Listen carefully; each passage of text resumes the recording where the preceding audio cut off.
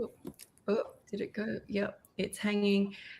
Hey guys, welcome to the USA Bundle Party. This is part of the Ultimate Raw Vegan Bundle. We are all part of it. We've made some recipes today to share with you guys. And just a note, the bundle is only on until the 11th of May. It's got $1,500 worth of content for just $50. So we've put links below. Go support the creator you want to support and have a look. So hey guys, girls. Hello. To be back. Hi. Yes, we're all back again. Well, some of us were live yesterday. So I was just saying we've all bought different foods. And what we're going to do is just come up, each of us, and talk about the food that we bought, where it came from in the bundle, and show it off a bit. So Yin's going to go first. Yep. Hi. Hey. Hi, everyone. I'm in Malaysia. I just woke up. It's like 7 in the morning. And so I made this. Oh, I'm missing this. Hang on 1 second. This is the banana bread. Oh my gosh. Yum. Yeah. So the one in Christina Solberg's ebook. Yeah, I made 2 mini loaves. So I finished 1 loaf yesterday. It was so good. I had it with us, and then I had to save one today to show it to you guys. So I'll cut it up later and make it. I also wanted to show some of the other things that I've made as well previously. Also Christina's recipe. There's like the raw vegan crackers. Yeah. Oh, it's kind of dark here. Should have turned on the other light. But yeah. Hold on, let me try and see if I turn on the other light. Will that work? I guess it's not bright yet. It's only 7 in the morning. That's why. That's all right. That looks amazing. What's her book called again, Lisa? Christina's book? Is this Christina that made the... Oh, Enzyme. Oh, okay. This is not good either. Now I look like I have a lightsaber down my face. That's all right. Yeah, shining bright there. Enzyme-rich living breads, right? Yes. Yeah. So I made those 2 recipes from her ebook. And since Lisa is here, is Lisa here? I sure am. I wanted to show the Renchi beets. I have 2 jars of this, but yeah. So the Renchi beets are in Pause Please. And I have been eating this with my salads every single day. Yeah. Oh, that makes me so happy. I have a gallon and a half of those ready to go. Oh no, it spilled. It spilled on my laptop. Oh, you're going to have, this has marked your laptop for life now. And then these were my recipes.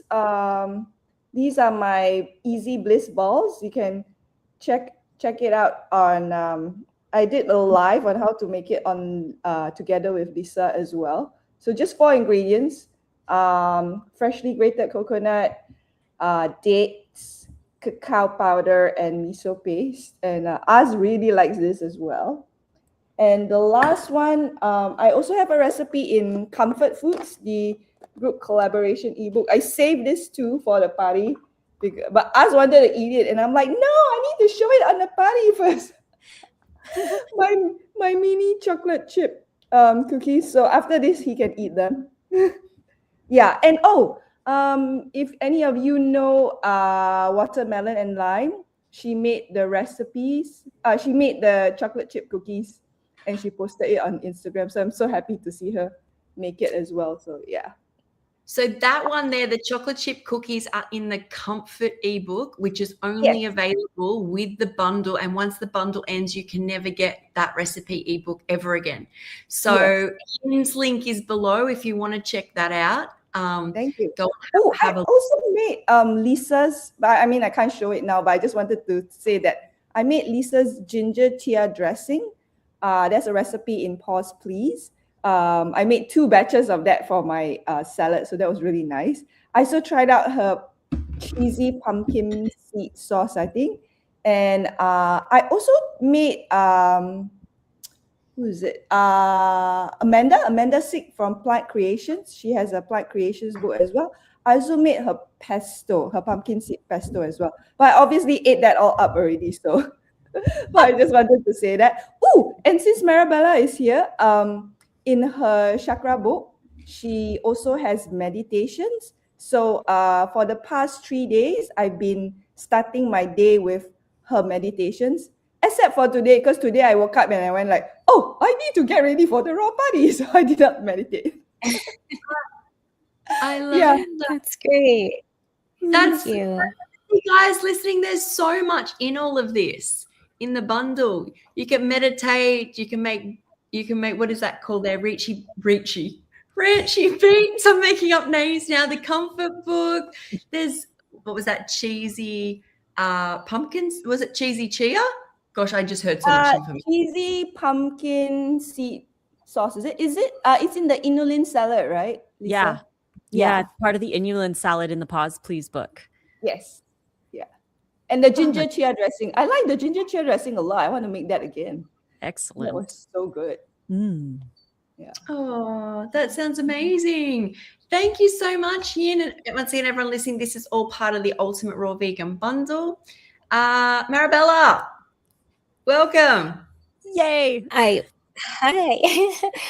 There's something that Lissa made in her. It was on your first reel or one of the reels I saw today, and it was made with cacao. And I really wanted to make that, but I didn't have time. I was busy doing all these other things. So, but I want to make the, I think they're cacao brownies or something, or they just look so incredible. The cloud cupcake. Yes. Mm-hmm. Yes. Oh my gosh. Yeah. I wanted to I've make got one that. to show. I didn't. Yeah. Oh, good. Yes. I put that on my story. But I did make the sushi from Sky, from her book. Oh, Roar. And I used is lettuce instead of nori wraps. And that's the tuna. the tuna. Mm-hmm. I love that recipe. It's You so like good. it? Yeah. Oh, good. Mhm. Oh, I love that. I'm So glad you delicious. like it. Whoa, what did I do? I push something else different here. I'm trying to bring you. Mhm. Oh, we're all in And I different altered colors. it just a little bit. I didn't have I used Bragg's aminos instead of the miso because I didn't have miso. I love that. That's what I encourage people to do is like, if you don't have something, just swap it out. Or if you want to add something, add it in. So I'm glad you did that. All right, Lisa. Ooh, I've got a lot of stuff to show. Not tons, but enough. So I actually, when Yin was showing some of her stuff, I was like, oh, I should bring some stuff that we have just laying around in the freezer, in the fridge. So here is the Ranchy Beets.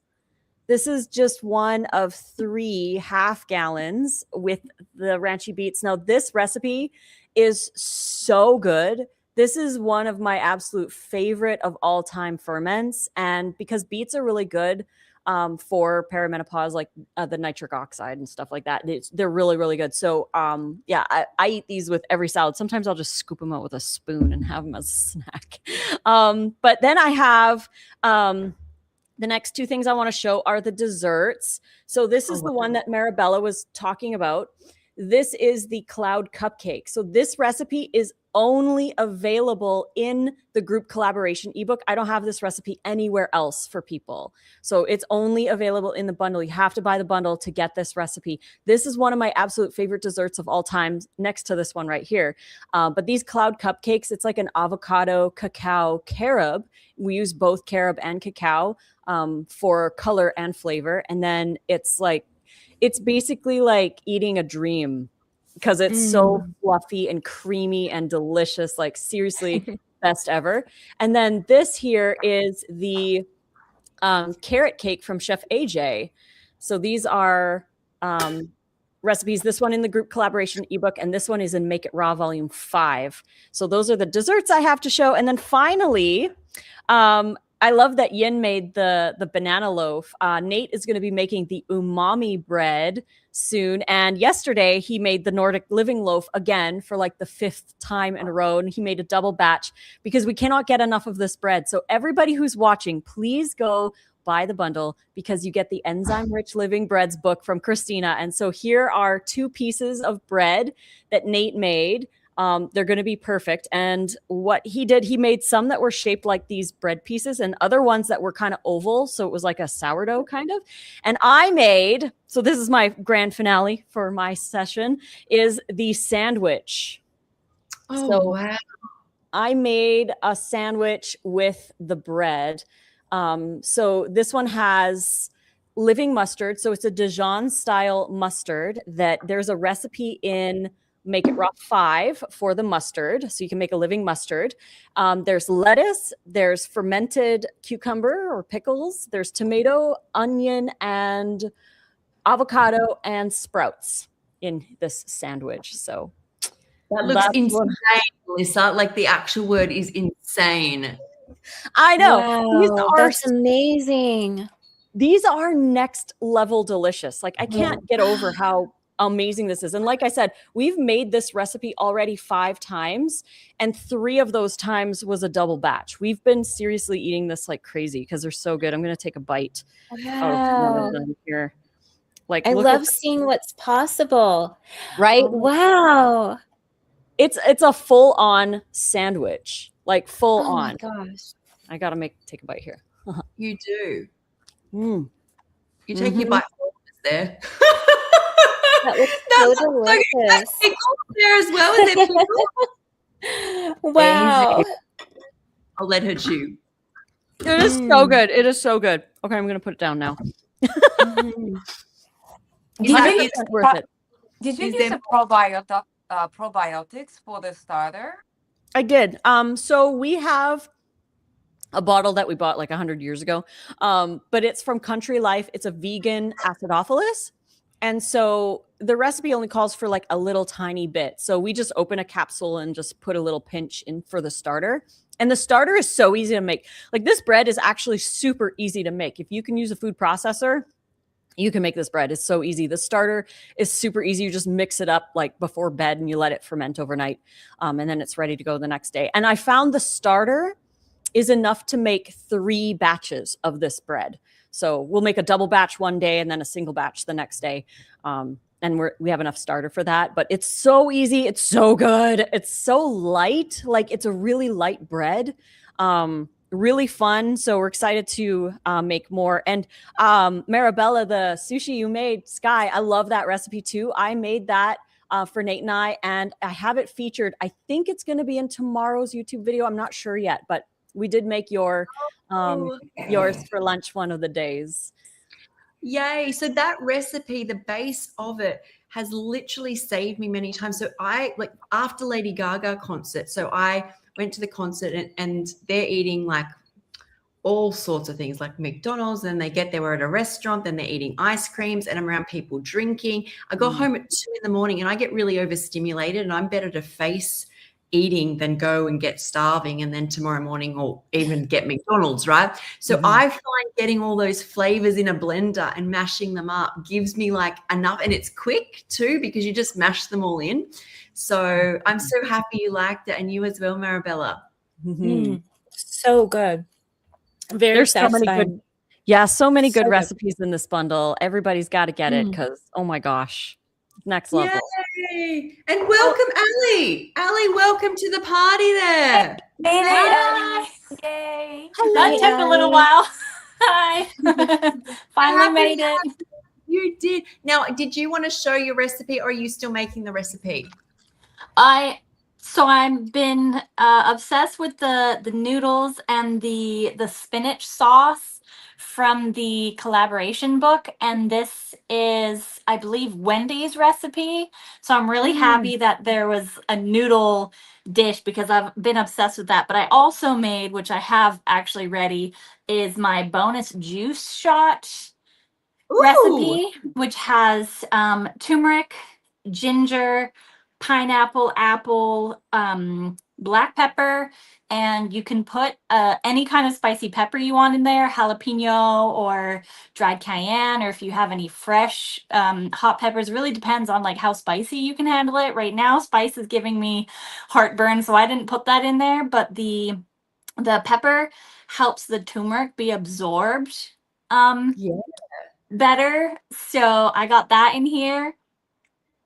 And then to keep it kind of with like the smoothies, I just blended it with some water and then strained it out to be here. But you can totally juice it and not have it watered down. I put the minimal amount in there so that way it could blend and strain really good. But yeah, I take these. It's highly anti-inflammatory. It's really good for when you're not feeling well or you're around other people that aren't feeling so good and they're under the weather. So I recommend this to so many people. It's also helped me if I've ever had like headaches or aches and pains. I'll add in extra hot peppers when I'm obviously not pregnant and getting heartburn. So it's super helpful. It's like nature's Advil. I don't like to take any of that kind of stuff at all. So I do this. It's all raw and delicious. And yeah, so I'll be making my cucumber noodle dish with the dressings already made and sipping on this. Oh, lovely. And we're so happy you joined us, Ali. Me too. I'm glad. The Thank Spanish sauce sounds very interesting. I'm gonna take a look at that. Wendy's, yeah? Mhm. Great. I did want to say when you talking about how you use like the turmeric shot as nature's Advil, I very strongly when I got off a lot of pain medication and drinking and where I came from was very heavy pharmaceutically, is I used a lot of turmeric, ginger, garlic, chili to help me cope. I don't know what it is. I do know things like I have trigeminal nerve pain. I know the chili, the capsaicin in that can help with the trigeminal nerve. I had a lot of inflammation, but all of like putting things like that in my salads, or I wasn't juicing at the time, but in my salad dressings or even in the bowl that I had, I remember helping me with pain, the pain responses in my body so much. And I had being so sick as I had been, some people were just not aware, but also the cleaner I ate, the better effects I get from turmeric, ginger, chili, onion, all of these things. They're really amazing. So I was going to put garlic in mine too, because garlic's not as intense. And but I've been adding extra garlic and onion powder to my salads. So I had forgotten. I was making it real quick before coming on here. But yeah, really helpful. Yay. And that shot is in your book? Yes, it's the last recipe. It's a bonus shot because my book is the Joyful Smoothies, and it's all smoothies, but I wanted to add that in because I share that with everyone all the time. Oh, I think Ali's frozen there. But yes, guys, go check out the bundle. The links are below. I will try and add Ali's link as well to that. But lots of goodness there. So hopefully she'll pop back in a second. Kiko. Oh, there you are. Okay. Was that just me that crashed Oh, out? yeah, you. Okay. I was. Yes. So yeah, you can use it dried as well. I find pineapple is hard to get fresh and good all year round. So that one's one of the ones that you can substitute with probably more apple or anything else juicier. If you have like a juicer and you want to do it all fresh, that works too. Thank you. And if you would just in the private chat, drop your code and I will add it to the videos. Okay. I'll have to figure that out. Okay, Kiko, you're up. Okay, hi everyone. I'm happy to be back. Okay, so first I made this minty green powerhouse smoothie by Jennifer. Okay, so that's what I'm sipping. It's so good. I have so much mint in my garden, so I picked up a lot, but you need a lot of mint. I was quite surprised how much mint got in, but it's very nice, very summery like smoothies, and I've been enjoying smoothies recipe because I thought that I had enough smoothie recipe, but I'm, she added few ingredients that I would have never added. So that was nice. I also enjoyed making, today I didn't do it, but Bella's smoothie recipes are really hydrating and I really like that. And then I was in the process of making that the cloud avocado cupcake that everyone's talking about, Lisa's recipe.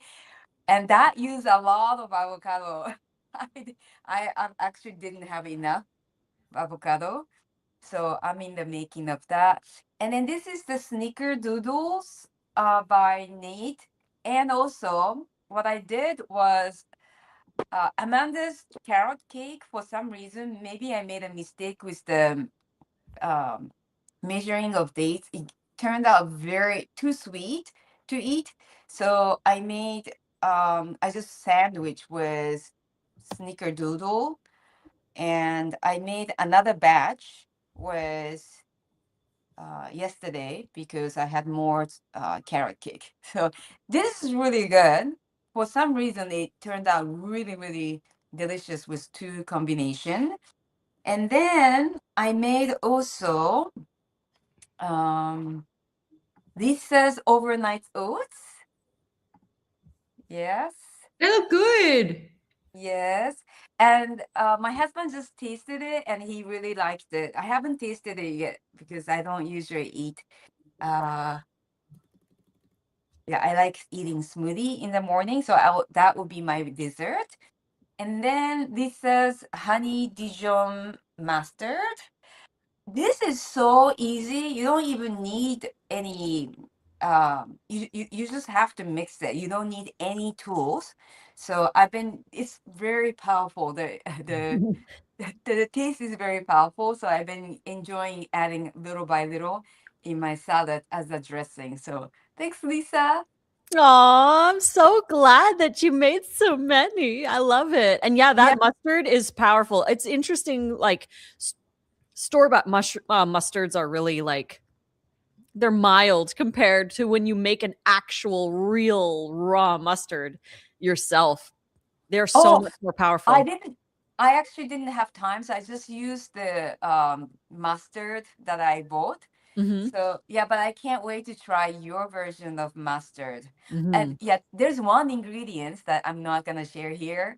That your version of mustard, that's the ingredients that I don't have in Japan yet. So yeah, that's very interesting. I love this bundle because I love creating my own recipe, but there's so many, even just like simple smoothies, there are always like ingredients that I would have never thought about adding. So that's what I love.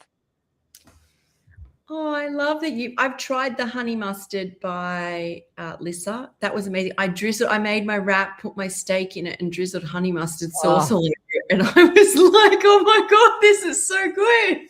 Yeah, that mustard, that's the honey mustard. That one is so good. And sometimes like when Nate and I make we make the chick nuggets. So the chick nuggets recipe is in Make It Raw 5. And then we will make the barbecue sauce and the honey mustard. And we make a double batch of the chick nuggets because they're just so good. It's hard to not make a double batch. And the second half, like the second batch, we just leave it in the dehydrator with the dehydrator off. And then the next day we have leftovers and they're almost better the next day. And what we do is we have the sauces left over. That honey mustard sauce is almost better the next day. We just leave it in the dehydrator to sit overnight, but it's almost like it condenses and it gets a little bit more thick.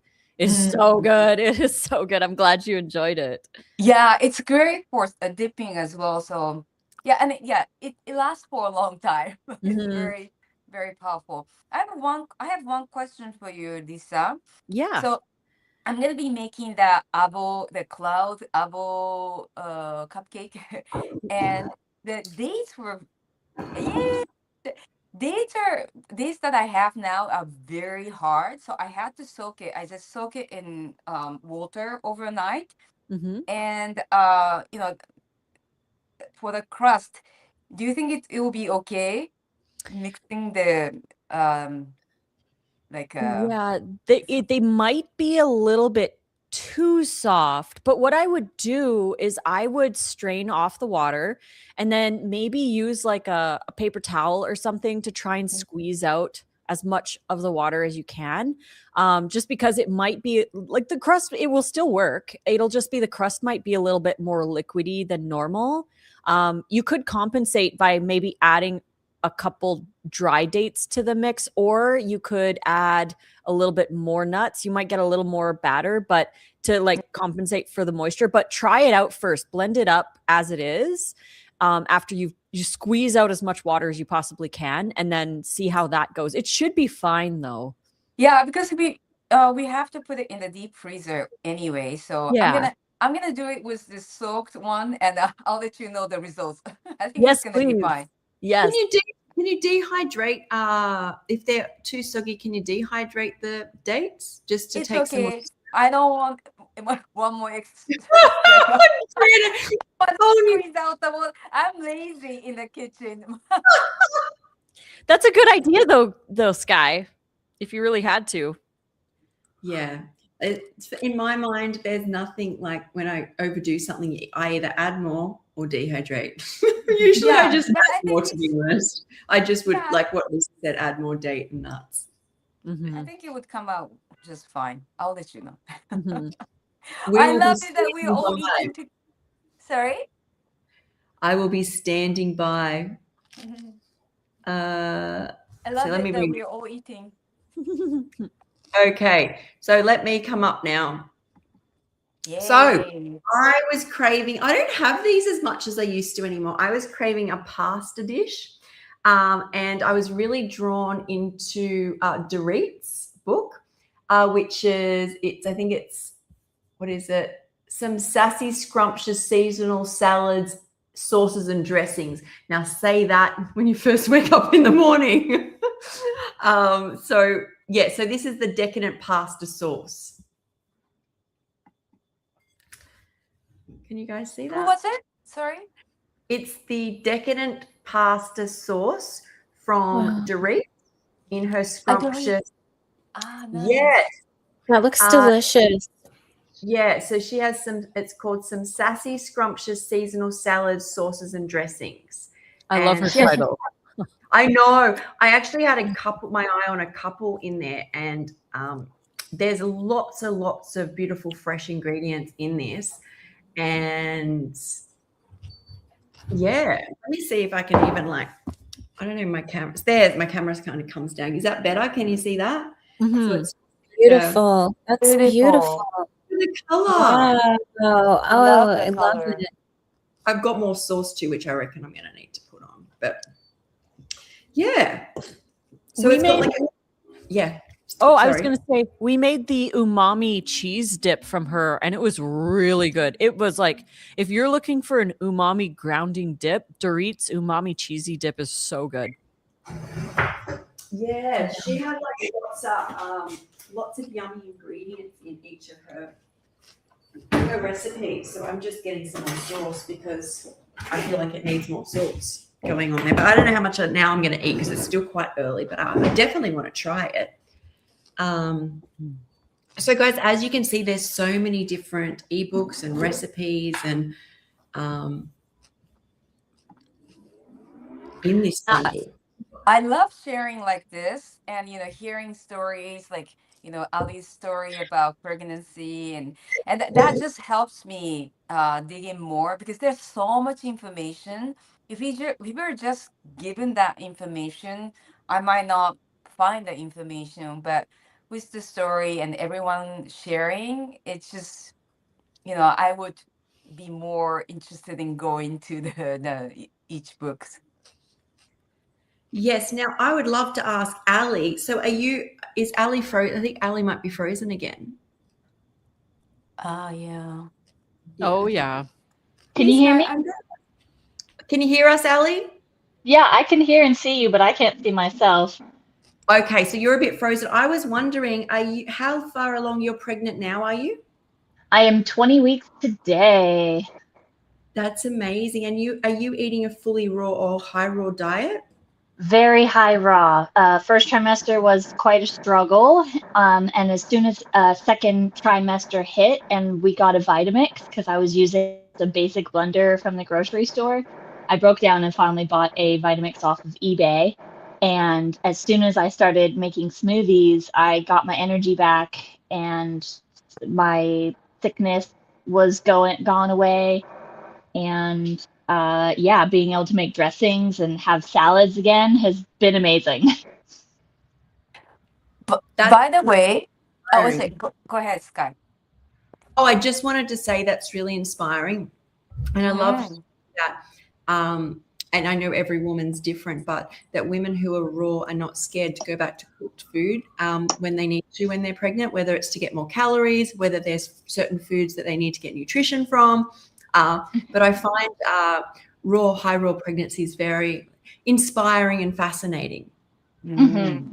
Sky, You know, I gotta run soon. So yeah, maybe I'll just say a little bit about my ebook before I go. We would love that, Yin. Yeah. So my ebook is called Raw Roots, Volume 1, the first 5 years.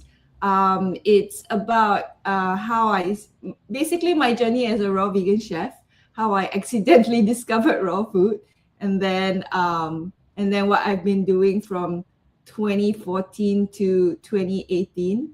I initially wanted to write something about, from 2014 until now, except that I realized, like, after 200 pages, I was like, okay, I think I need to do a volume 2 for next year. So yeah, and it's quite easy to read because it's not too text heavy. I think nowadays a lot of us are so used to social media and we have very short attention spans. So there's a lot of pictures to describe things, but I do give some insights until, like, things like when I pitched to I wanted to do demos at a cooking studio, like a really nice cooking studio, which was near my house, like 7 minutes drive away. So I showed the actual email on how I pitched it to the organizer on how to do it. When I applied for the MIT Beyond Food Boot Camp, I also show, like, what is my application video, and then I also show how I did a fundraising campaign, which ended up in me writing my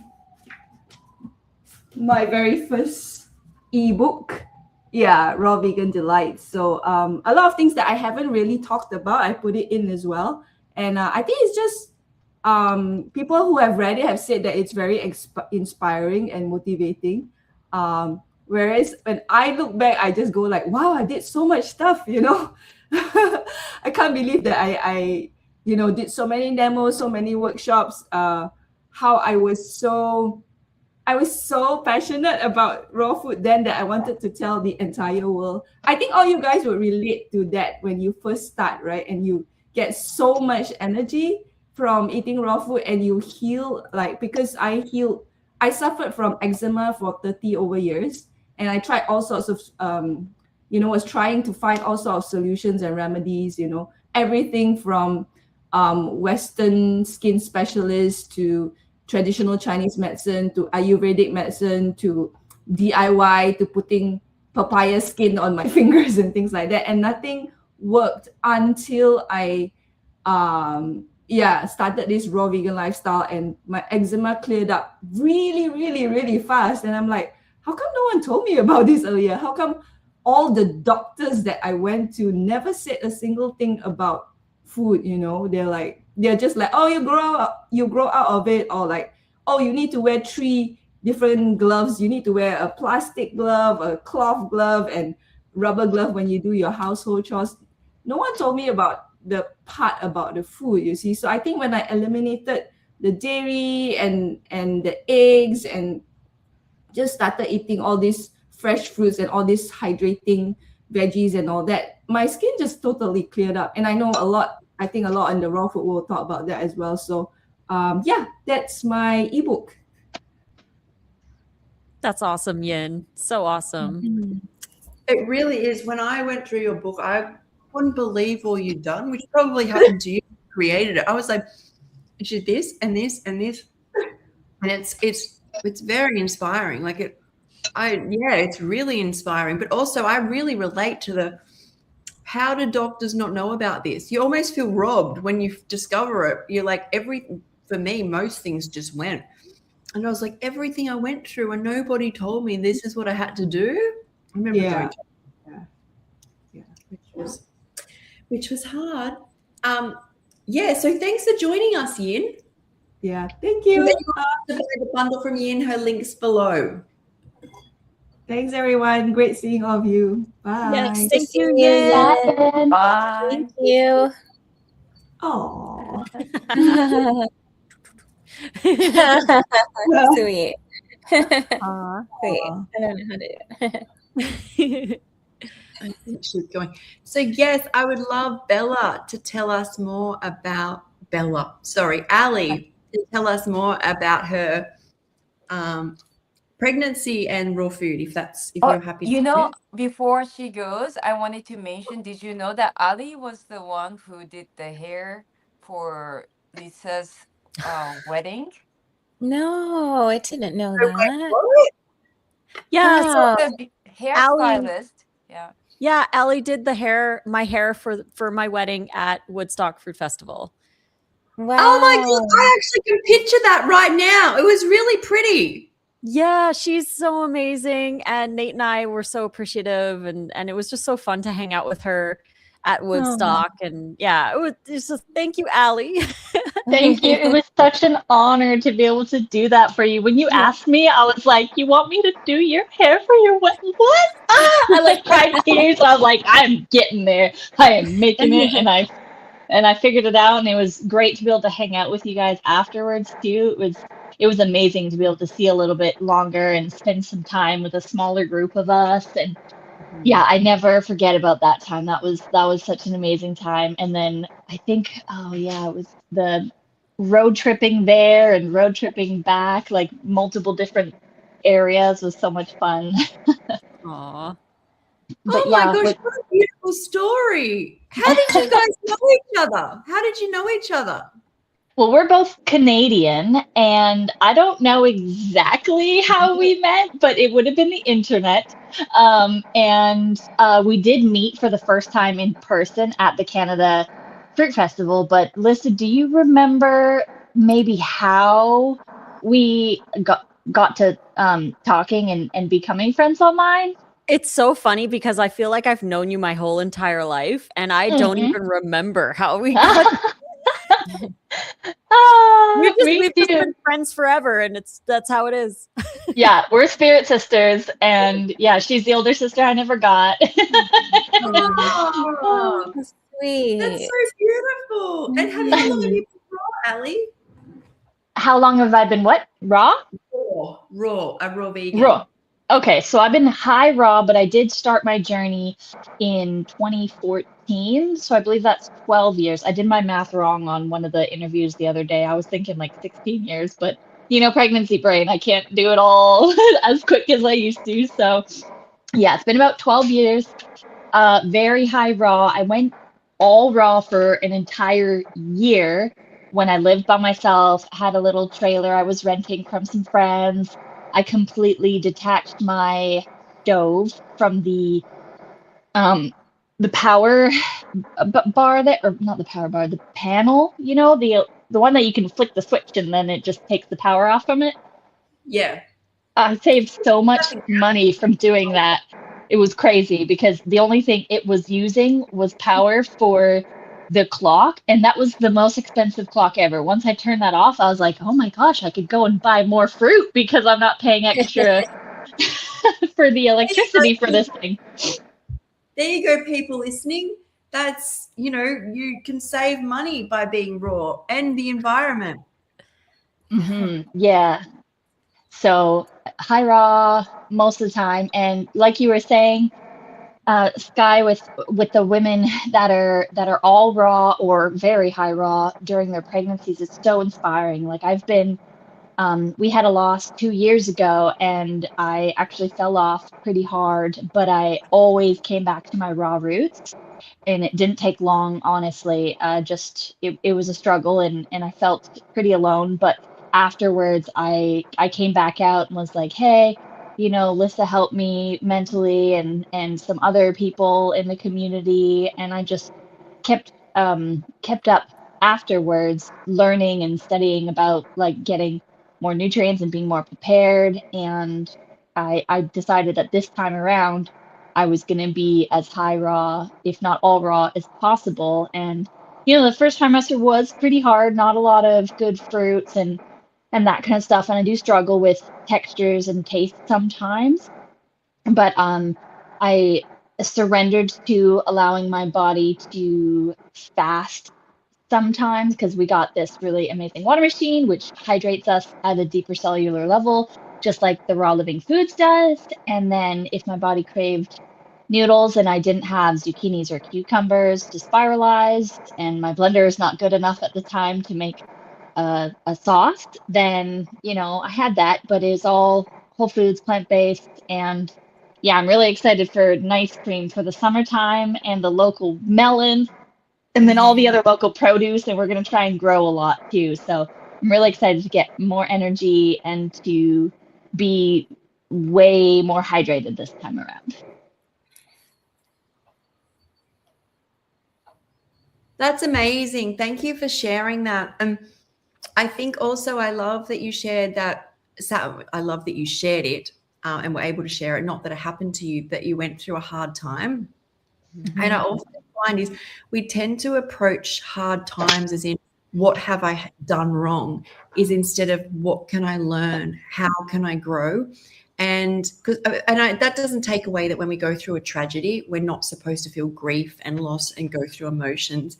But 5 years later, you don't want to be sitting in a spot where we don't move forward. And I think a lot of people who get onto raw foods feel like they've done it wrong if something in their life goes wrong. Whereas what I've learned is I'm more equipped to deal with the lessons that life has. Like the whole point of life is lessons, right? It's not to go, now I've done it wrong, now I've done it wrong. Then essentially you're going to see your life wrong, because God's source, universe, your higher self wants you to learn. So I'm so happy that you had the support and you had the courage and you got through, and look at you now.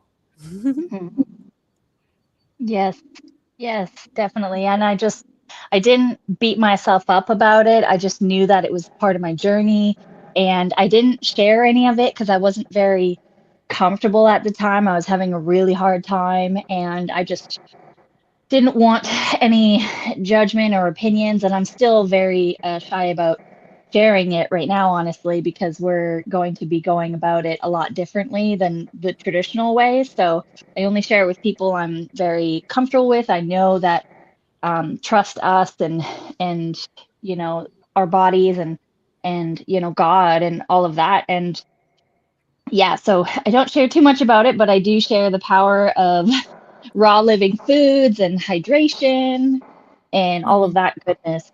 So yeah, I was just like uncomfortable what I was going through. And then afterwards, once I felt, I was back on track, then I was able to really share again. Well, thank you for sharing today. I'm sure you've helped many people who get to hear this. And yeah, thank you. Does anyone have anything they want to say, Ali? I'm just so grateful, Ali, that you were able to make something for this bundle and that you put all your energy into it. And it's a beautiful thing. And thank you so much for joining. I'm like chewing on my carrot cake, but oh, it sounds so good. Ali. I can't wait to make that. Oh my gosh. Yeah, it sounds so Everybody good. has to make it. It's Chef AJ. So Chef AJ, because Chef AJ knows we're raw and we're really good friends. Nate and I go over to her house when we can get to California. We'll go over to her house and we'll stay with her. We'll do like escape rooms, and I do improv classes with her. And she's just such a sweet woman. I love her so much. And anytime we hang out with her, because she's not raw, obviously, she will always say like like, what can I bring that's raw? And she'll always try to think of things that she can bring. So one time when we did I believe it was when we went to the Camp Weiser, it was the cancer camp that we went to in California, where she was allowed to bring, I think it was 4 family members or friends to support her. Like, she got this cancer camp for fun, for free. And it was like, they did like face painting and massages, and they had food there.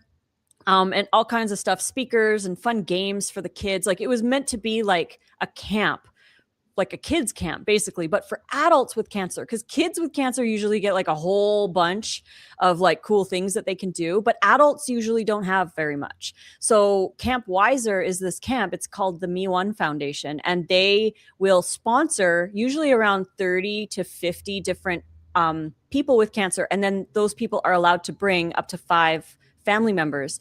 And so Chef AJ asked Nate and I if we would be family members for her, support there. So we were so honored that she asked us to go with her, and we had such a blast. But that's where we had the carrot cake for the first time, because she wanted to make everybody stuff. She made us raw granola. Like, she went out of her way to make raw stuff for us, and she made this carrot cake, and we were just like mind blown with how awesome it was. So I was like, hey, you want to add that to the Make It Raw 5 for the raw bundle? And she came through and gave it to us to share with everybody. So yeah, you guys got to buy the bundle so you can make her carrot cake, especially for Mother's Day.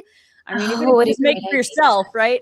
Yes, I'm so excited because that's my mother-in-law's favorite cake is carrot cake.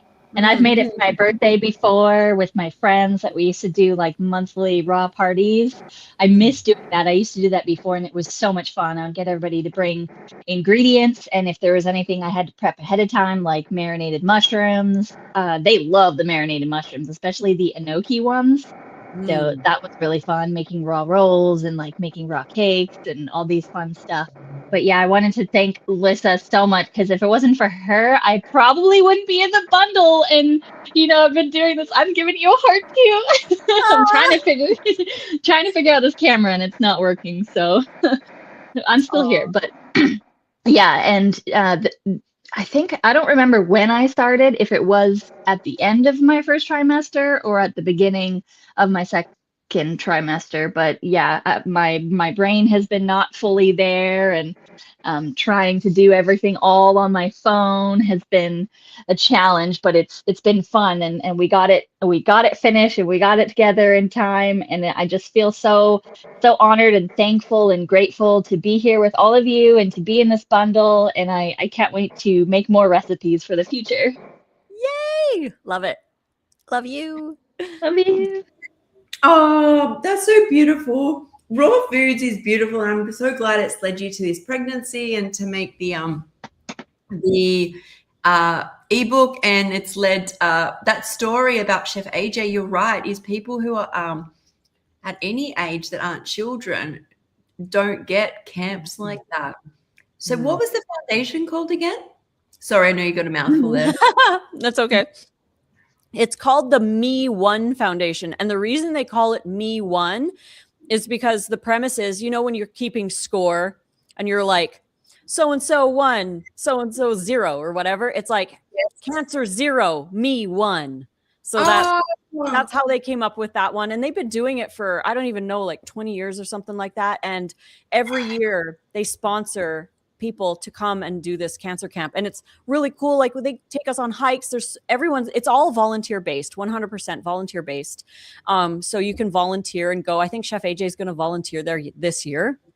And even our improv teacher volunteered to do improv classes at the camp, and that was really fun. It was just for a weekend, but for a lot of people that was like such a relief, and also to connect with other people as well. But the one thing that was really sad about being there was, especially our group, because there was a couple other vegans who were there, and they brought a lot of their own food as well, but it was just really sad to see how disconnected the average person is who has cancer, who is at these events. And like, so what they did was, the night before, or on the first night, there was like this big kind of like a ceremony where every person came up and told their story, and then their family came up with them, and then they wrote these things in the scroll and they threw it in the fire to burn it. You know, it was really ceremonial. But after that, they had an ice cream party, and it was just dairy ice cream. And the majority of people who were there at the time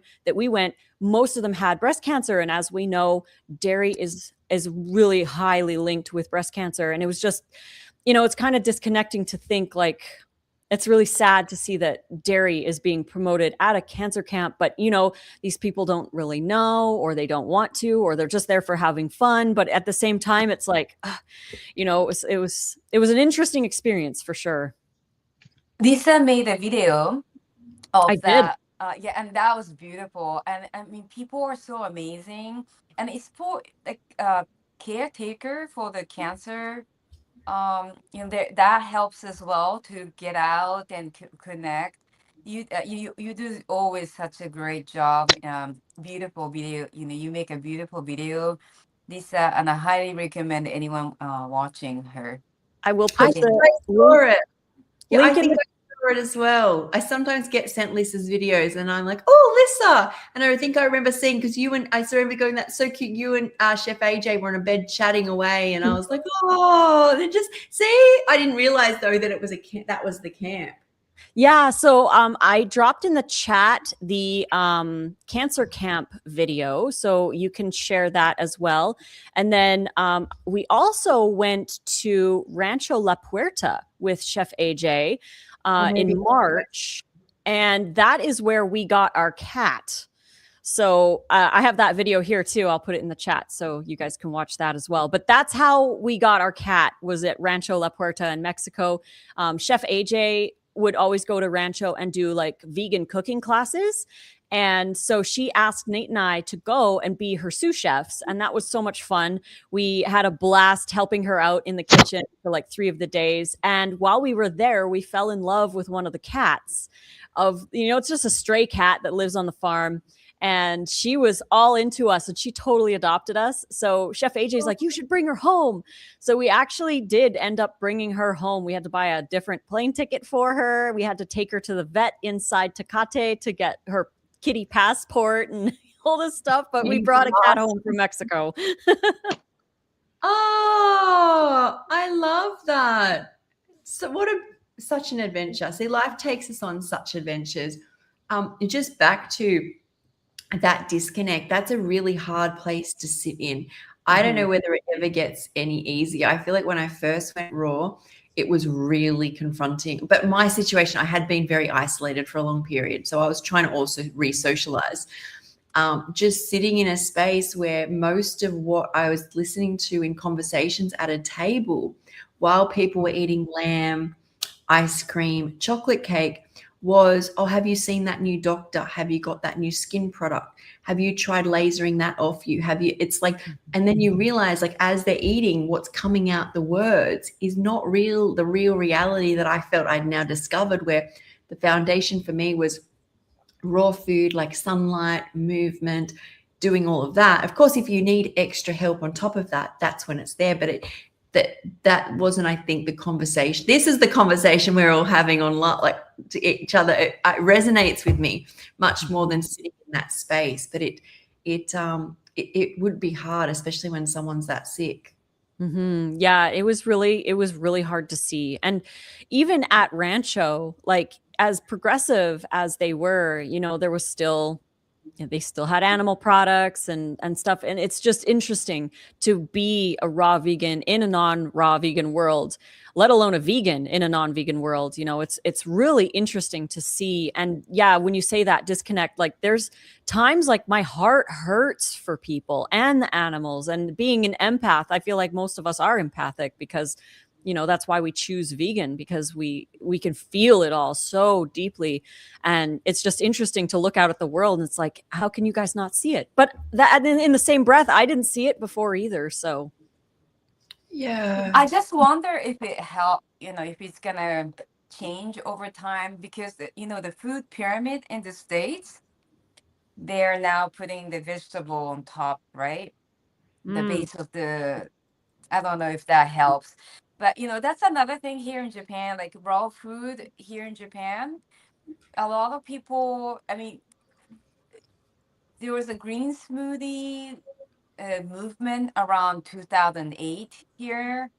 Like people in Tokyo, they probably have heard of green smoothies, and there are some raw vegan, raw food enthusiasts here in Japan, but almost none of them are vegan. It's very strange to me. Mm-hmm.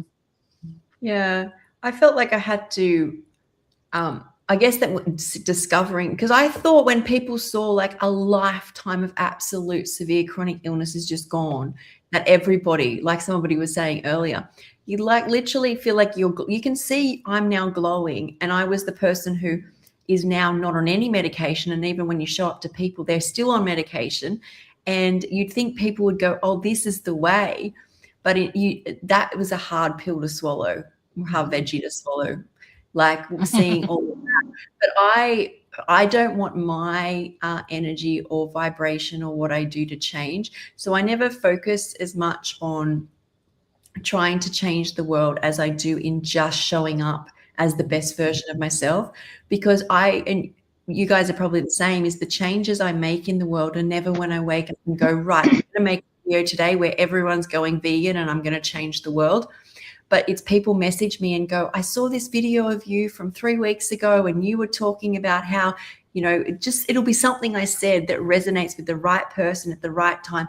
And when I get those messages, no money in the world could replace that feeling that you can make a change at someone's soul level. And it's, as I said, it's never when I don't make those type of videos anyway. So I've learned for me and for this world, and even to stay at the vibe I need to vibe at. If I think about the whole world, my soul can crush very quickly. So I try just work on myself, like that self-love. And then when my self-love overflows, the cup overflows, then everybody else gets some of that love. And then sometimes if I get a bit drained, I have to pull back, because I can't, if I give from an empty cup, everyone's just getting emptiness. And I want like the vibes to come out. Mm-hmm. So that's how I approach it, because it is. And just being with Tony in Phuket, it was hard when you're in it. I get why she can get triggered more than most, because she sees it every single day. She's saving dogs. She's connected to people at animal rescue farms. She's not just like doing it. She's like the one that everyone goes to. To me, that's it. She's incredibly grounded. I only saw it for a moment, and it gets very, very hard, right?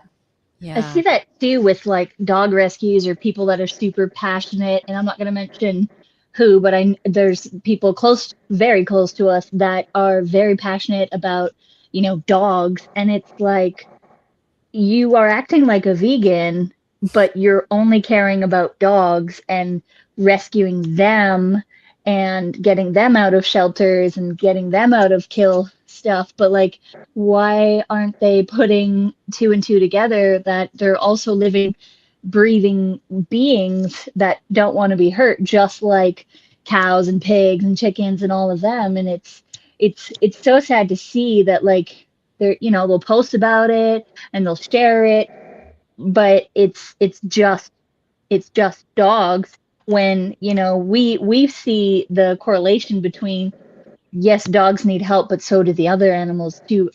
I think maybe, is it like just easier to save the dogs than it is to save like the cows and the chickens and the pigs and all of that, because they make it harder for us to, I don't know, to enter those spaces. Yeah, actually, that girl Zoe, she was convicted of felonies just for breaking in and saving 4 chickens.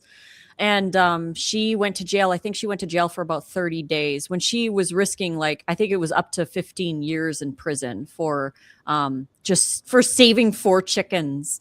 And Wow. so they make it really hard for anyone to really actually do any good when it comes to like the big factory farms and stuff. And when we were in Edmonton, there was the farm sanctuary, and they would find like there was like a goat farm or something, and there was like this little goat that was just thrown on the side of the road because they weren't viable or profitable or anything. So like they found it, and it was at the farm, but it's so hard to get in there to help the animals that are actually in there. And then there's those movies like Pignorant that Joey Carbstrong did. That one was like really hard to watch, but he got right in there. So yeah, it's hard. Yeah, especially when like that one's really hard, but there's posts about saving the dogs from these places that are like, I don't know, it's so hard. And you're right, Sky, it's hard to think about it all the time because your heart just hurts and you question why, and you go back to that first year of going vegan, and it's just like, why don't people put it together? And yeah. It's a I feel like go Kiko. Oh yeah. No, I just, I've been vegan for such a long period of time, and I've learned that, I have been an activist as well. And what I noticed is that when we show what's going on behind the, avatar, like, what is that, with the anonymous, right? You put the mask and you show the earthlings. And what I've learned, I mean, those are very important activities, and some people need to see that.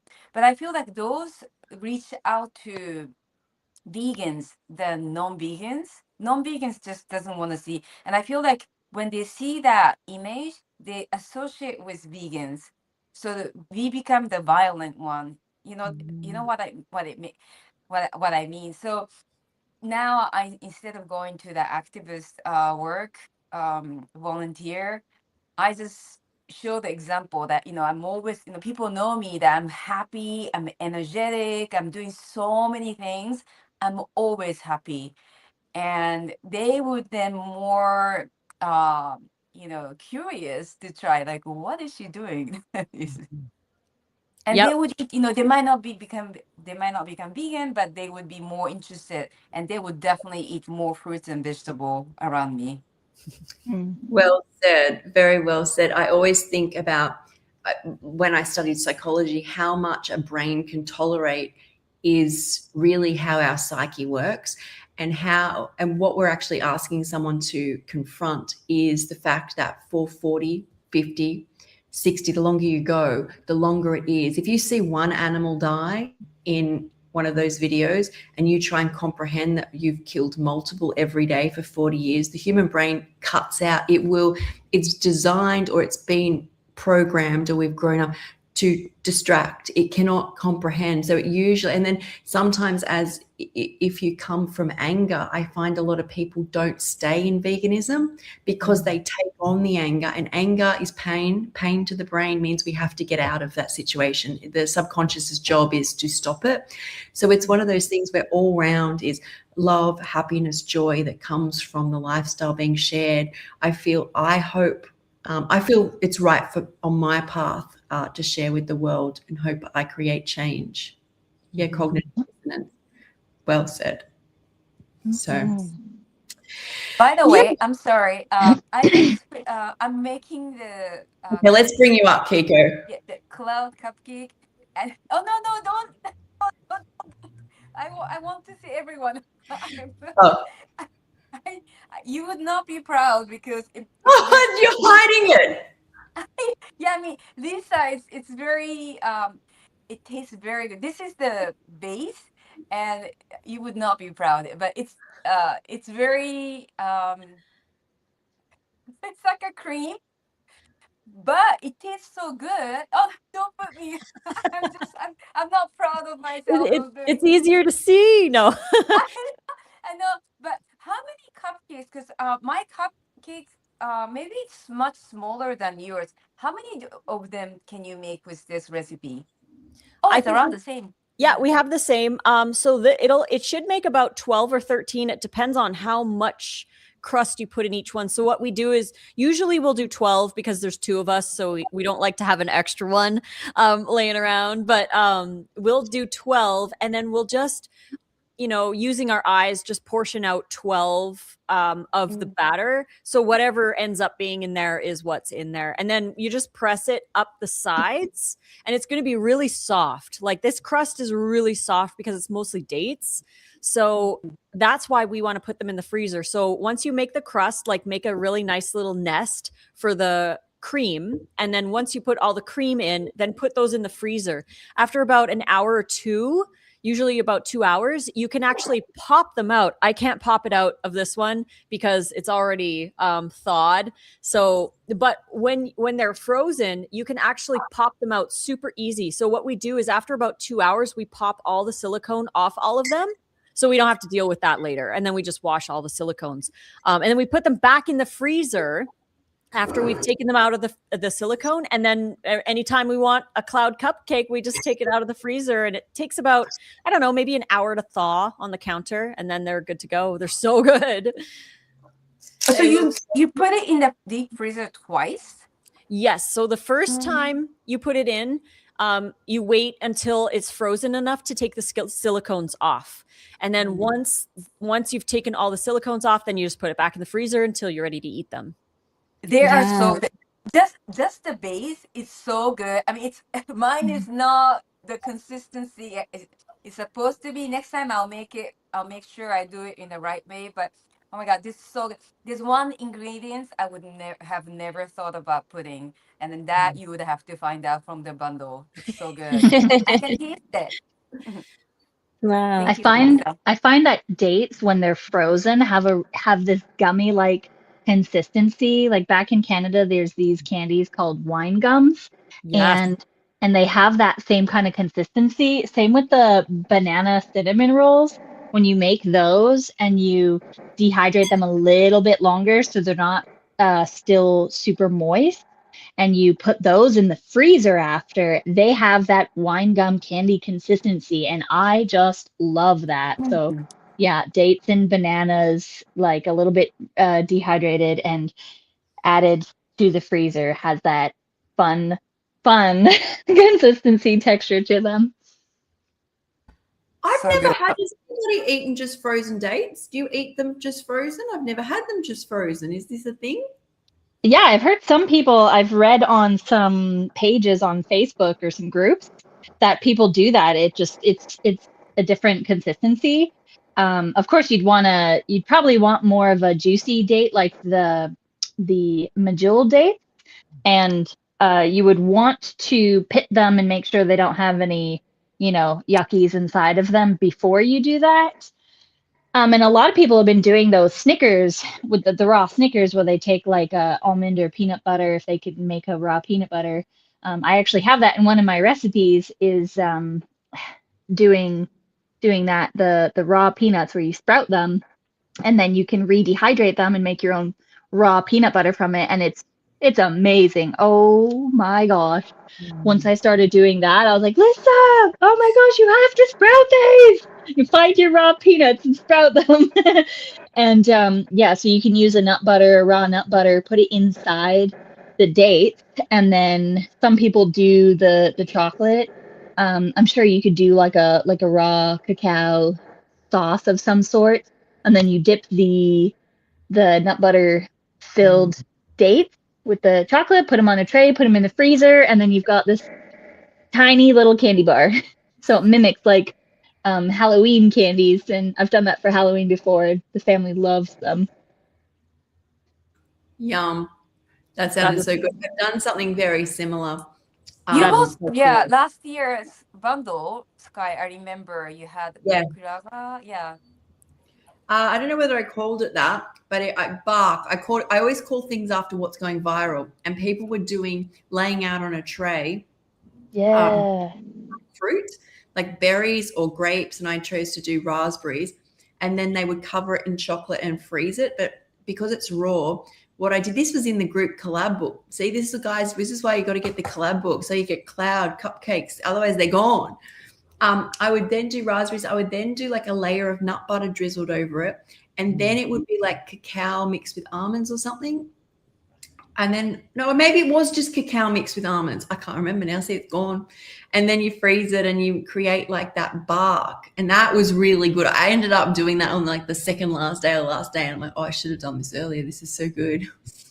Oh my gosh.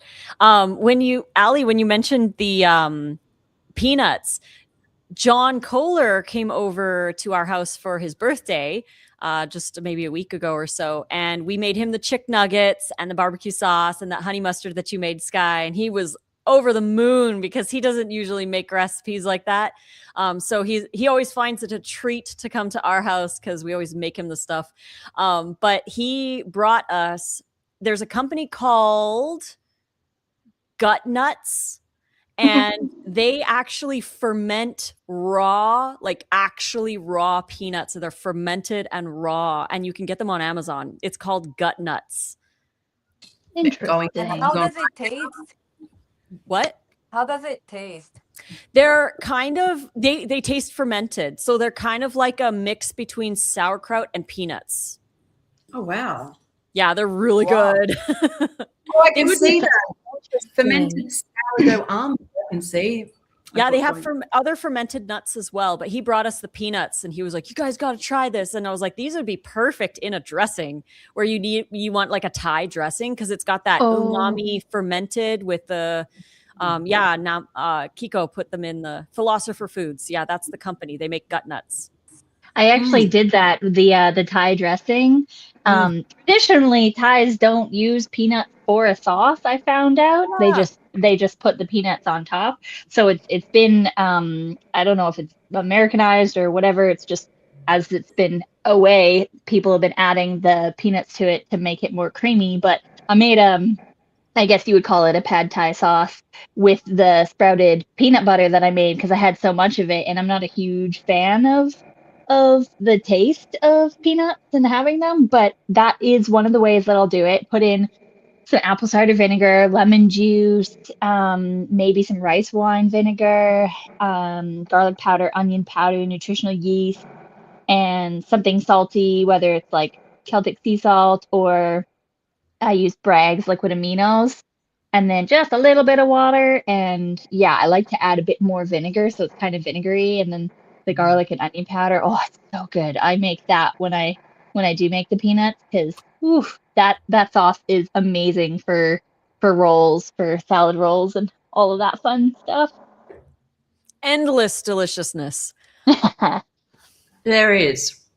It definitely is. And that's why I feel like I come away from the bundle with all these new techniques just from making other people's recipes every year.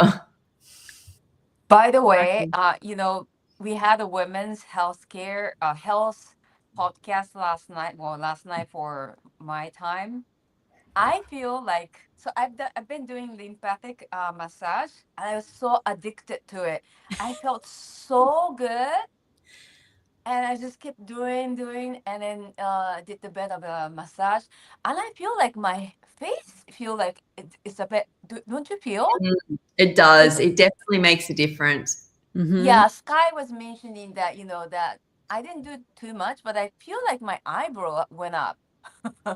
Kendall Jenner did it live. Kendall Jenner did it live on television. She's like, I just get my gua sha and I just grab coconut oil. I do it every day. But the thing that blew me away was her eyebrow. She literally, it was like a Vogue video. She just gets her eyebrow and her eyebrow was stuck up here.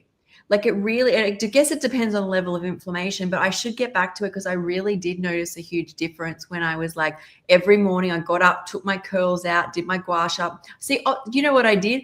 I would do the red light machine. Ali, I think you sent me one as well, didn't you? I did, yeah. It was the same one, and it is the same, about the same price, $60 on Costco, at Costco. I had to check it. I checked it right away, and I added it to one of the comments, but I figured I'd send it to you so you could put it in. I will add it. So again, Telabulb or something like that. You can get any brand. Like if I just type on Amazon, I think they're kind of no name. I think the one that I got is like, it's on my Amazon storefront, but I often just type it on and look for the cheapest. I think Chris was saying that he used it on his knee where he was injured for his accident, and that's supposed to help. Yeah. Use it anywhere. anywhere you're called to. Actually, I did a video. I remember this now. So my friend Heidi and Kirk, they're like, "What are you doing? Like, what is this? Basically, what do you think you're doing?" I'm like, "Watch." And I just started using it, and I got the red light and did all of one side and sent the video, and you could see the difference for sure. Like you really can see the difference. And if you do that every day, it changes the shape of your face. Mm-hmm.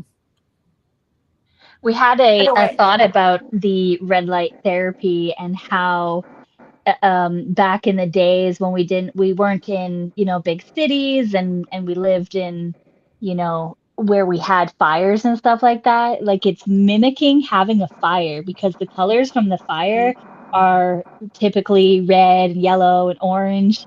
And when you sit by a fire, like Lissa, you know this, you guys go camping lots, you just feel so different. And you could just sit there for hours, like staring at the fire and absorbing this crazy energy from it. But not everybody can have a fire nowadays. So the red light therapy seems to be almost like mimicking that kind of color from nature. That's a cool theory. I like that. There's so much we're disconnected from that I found. Like, so when I go through periods where I need to do healing and I do more greens, I actually get depressed when I don't have color in my bowl. And I think, how on earth did I even survive back in like when I hardly ever? And you wonder why people add a little bit of color to their plate. They might have this like creamy sauce, but they need to put something green on it or beige, and they need to put something red on it. A huge joy in my life is the more colors in a bowl make me happier. Like a big salad with multiple colors, like the salad that saved my life recipe in my ebook, color brings me a level of joy that I need in my life. So true. Nate posted in my Instagram live, and he said he was just saying it like literally just recently. After the bundle, we need to go out to the desert just to light a fire and sit around. And he did say that. He was like, we don't even have to camp. Like, let's just go out, light a fire, sit around the fire and chill, and like, yeah, that's like so nice to do something like that. And with the color thing, it's really cool because like, when we went to Mexico, Nate and I went to Mexico in 2018 just for, I was photographing a wedding, and we would get these like plates of so colorful food, and everyone around us it was 50 shades of beige. Like they just had plain beige stuff. And people would walk by our table and they would do a double take and they'd be like, "Where did you get that?" And we're like, "Just at the buffet." Like we didn't go anywhere special for it, but it's just like the choice to put all that color on your plate, and people are attracted to it. But it's like, they have a choice too, and they unfortunately choose the other. But yeah. It's one thing I was going to say about the fire. I remember learning in psychology that women have hundreds of thousands I'm pretty sure, maybe it's tens of thousands more words that they say in a day than men. And when men come home from work, and women are like, they process their day by conversation, like that emotional chatter, like to, bounce off their partner, and their partner may be staring off at a computer screen or staring off at a television screen. And they believe evolutionary. Men used to go hunting during the day, and when they came back, women would usually prepare food or sit, talk, and debrief in the tribe, and men would fire stare. And quite often, if you ask a man what he's watching or what are you doing on your computer after they've finished their day's work, when they want to unwind, they won't actually know, because they're just wanting the flicker that we've evolved to process a day on. So interesting. Yeah. I'm going to be 2 seconds, guys. Ali's going to take over for a minute. The one without the camera. 2 seconds. Yeah, so on what Sky was saying there about, us needing to, like, we like to do our talking and stuff. When my man comes home from work, I try not to blab his face off. I just say, "I'm so happy to see you. I'm glad you're home." And, I know he usually has like his routine of getting his boots off. Sometimes he changes and goes to the shower, depending on the kind of day he had. Sometimes he'll be ready to have food right away. So, because he still eats mostly cooked, I'll have it just like on a low temperature to keep it warm for him. But yeah, doing these has been super helpful because I'm just like, hey, I gotta call. I'll see you in a bit. And he's like super excited that I'm connecting with people, and this is amazing. I loved your guys's video last night. Wish I could have entered it because I was a hairdresser back in Canada before moving to the States, and I would have been able to share a little bit about hair and what I studied compared to like working in a salon with all the chemicals and stuff, and how I just was like really sensitive to it. And I would bring my raw foods, and I started bringing more and more because I'd share it with my coworkers, and they started loving it so much. But the comparison of the chemicals and the shampoos and stuff like that to researching natural ways of growing hair and protecting the hair and all of that, I was like, oh, I really wish I could have shared that last night. But We have yeah, to do this in the We'll have to future. do Amazing. another We'll one. have to do it again. Yeah, We'll have to do another one because I forgot some things. I forgot some things. I forgot some things too. Oh my god. No way. Yeah, I know. Maybe I'm we can do ridiculous. the second one, maybe because I know I put a good topic in the chat today, but maybe we push that back and do a follow up on Yes. on that beauty one, and you can come, Ali, to the podcast. that would be And awesome. next Hopefully time we my do camera this, works That'll then. be fun. yeah, it will be like this. Like I don't do anything, so I think it would show more on my face.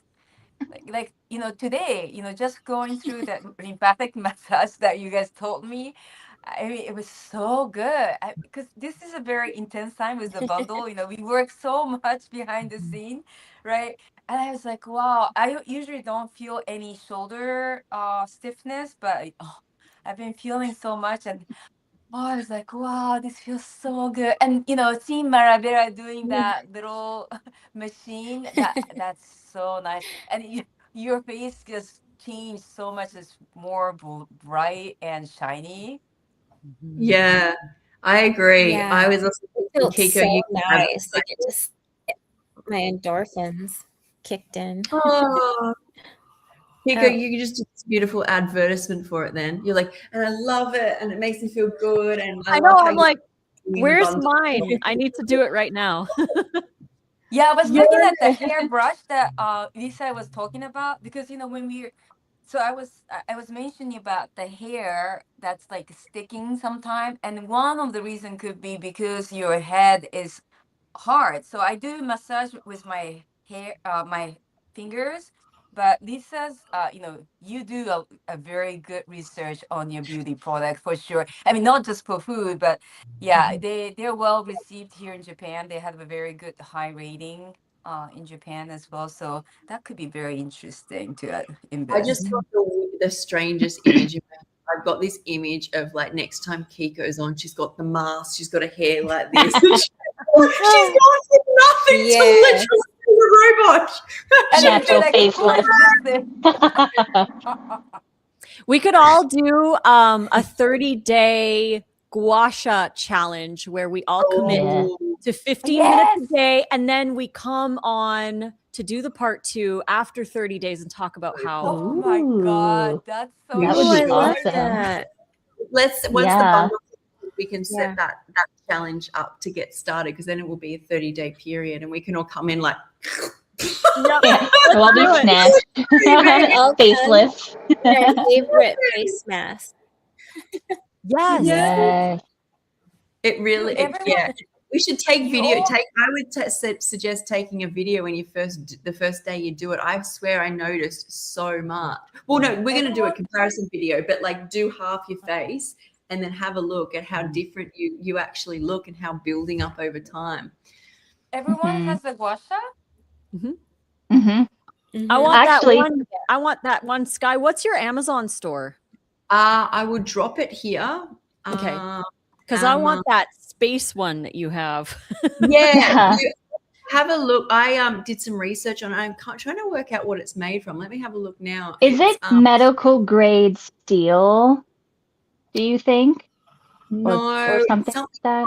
It's much more expensive. Let me see. What is the gua sha made out of that Metal. is made from spaceship material? See what I get. See what comes Titanium. up.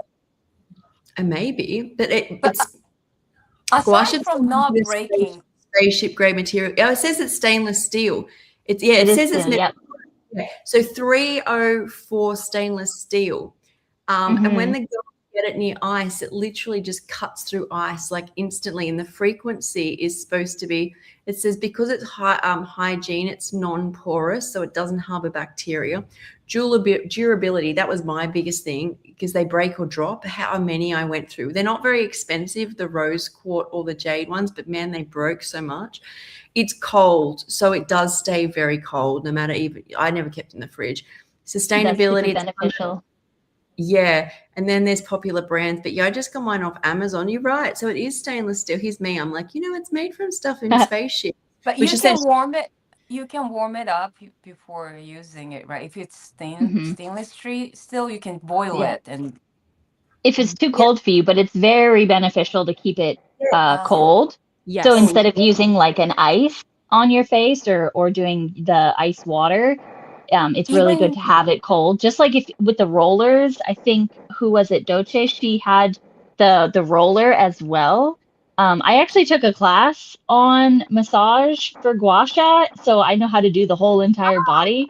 oh wow. Yeah, I was in the beauty industry, so I was like, "Oh my gosh, I didn't know about this party that was happening last night." So I would have loved to have been able to share, but yeah, Oh my so God. there's Even you can use during the so many winter, different things. even Yeah, during the winter time, it's better to do it cold. anytime. Like usually first thing in the morning because your face is pretty puffy from nighttime, depending, like, we're mostly raw, so if we don't have high salt and go to bed with enough time to digest, then it shouldn't be, as puffy, but it just helps relax the muscles and the skin and wakes you up for the day, which is really good. Some people tend to do better with it at nighttime, but it's kind of like a calming, relaxing, like Lisa was saying with the time on yourself. It's like a massage, so it's really good, and it will warm up in your hand. It should be able to do that. And then I wanted to say something about the hair thing that you had with the red light last night, Lisa, that you put the oil in. That is really good. I've seen those, and I've seen women's hair grow like pretty good with having that. So Kiko, I think I had made it in the comments, but I'm not sure if you saw it. So those little hairs that stand up, those are probably baby hairs in the growth stage. And I've researched a lot that a lot of the Asian cultures actually use a lot of black sesame seeds. And you make like a paste out of it and you eat like a tablespoon or so of it every day. And it actually helps keep the grays away. So people can have grays and then they start eating the black sesame seeds, and it really helps like actually reverse graying. It's amazing. I heard of it, but coming from you, I'm gonna try it. So 1 tablespoon a day? I believe that's what it is. I haven't tried it because I haven't really seen too many grays, but I see that. And then pumpkin seeds have this growth in them. There's some ladies that are they like study the scalp and hair, and they suggest usually it's pumpkin seed oil, but if you add pumpkin seeds daily to either your smoothies or your salads or your salad dressings, pumpkin seeds help with growth as well. So I've been trying to do that because I'm growing my hair back out. It used to be really long, and I cut it off and then let it grow and then cut it off again, and now I'm back to the growth stage. Great. How How I much think pumpkin seed really seeds? helps with hair growth. Oh, Yes. sorry.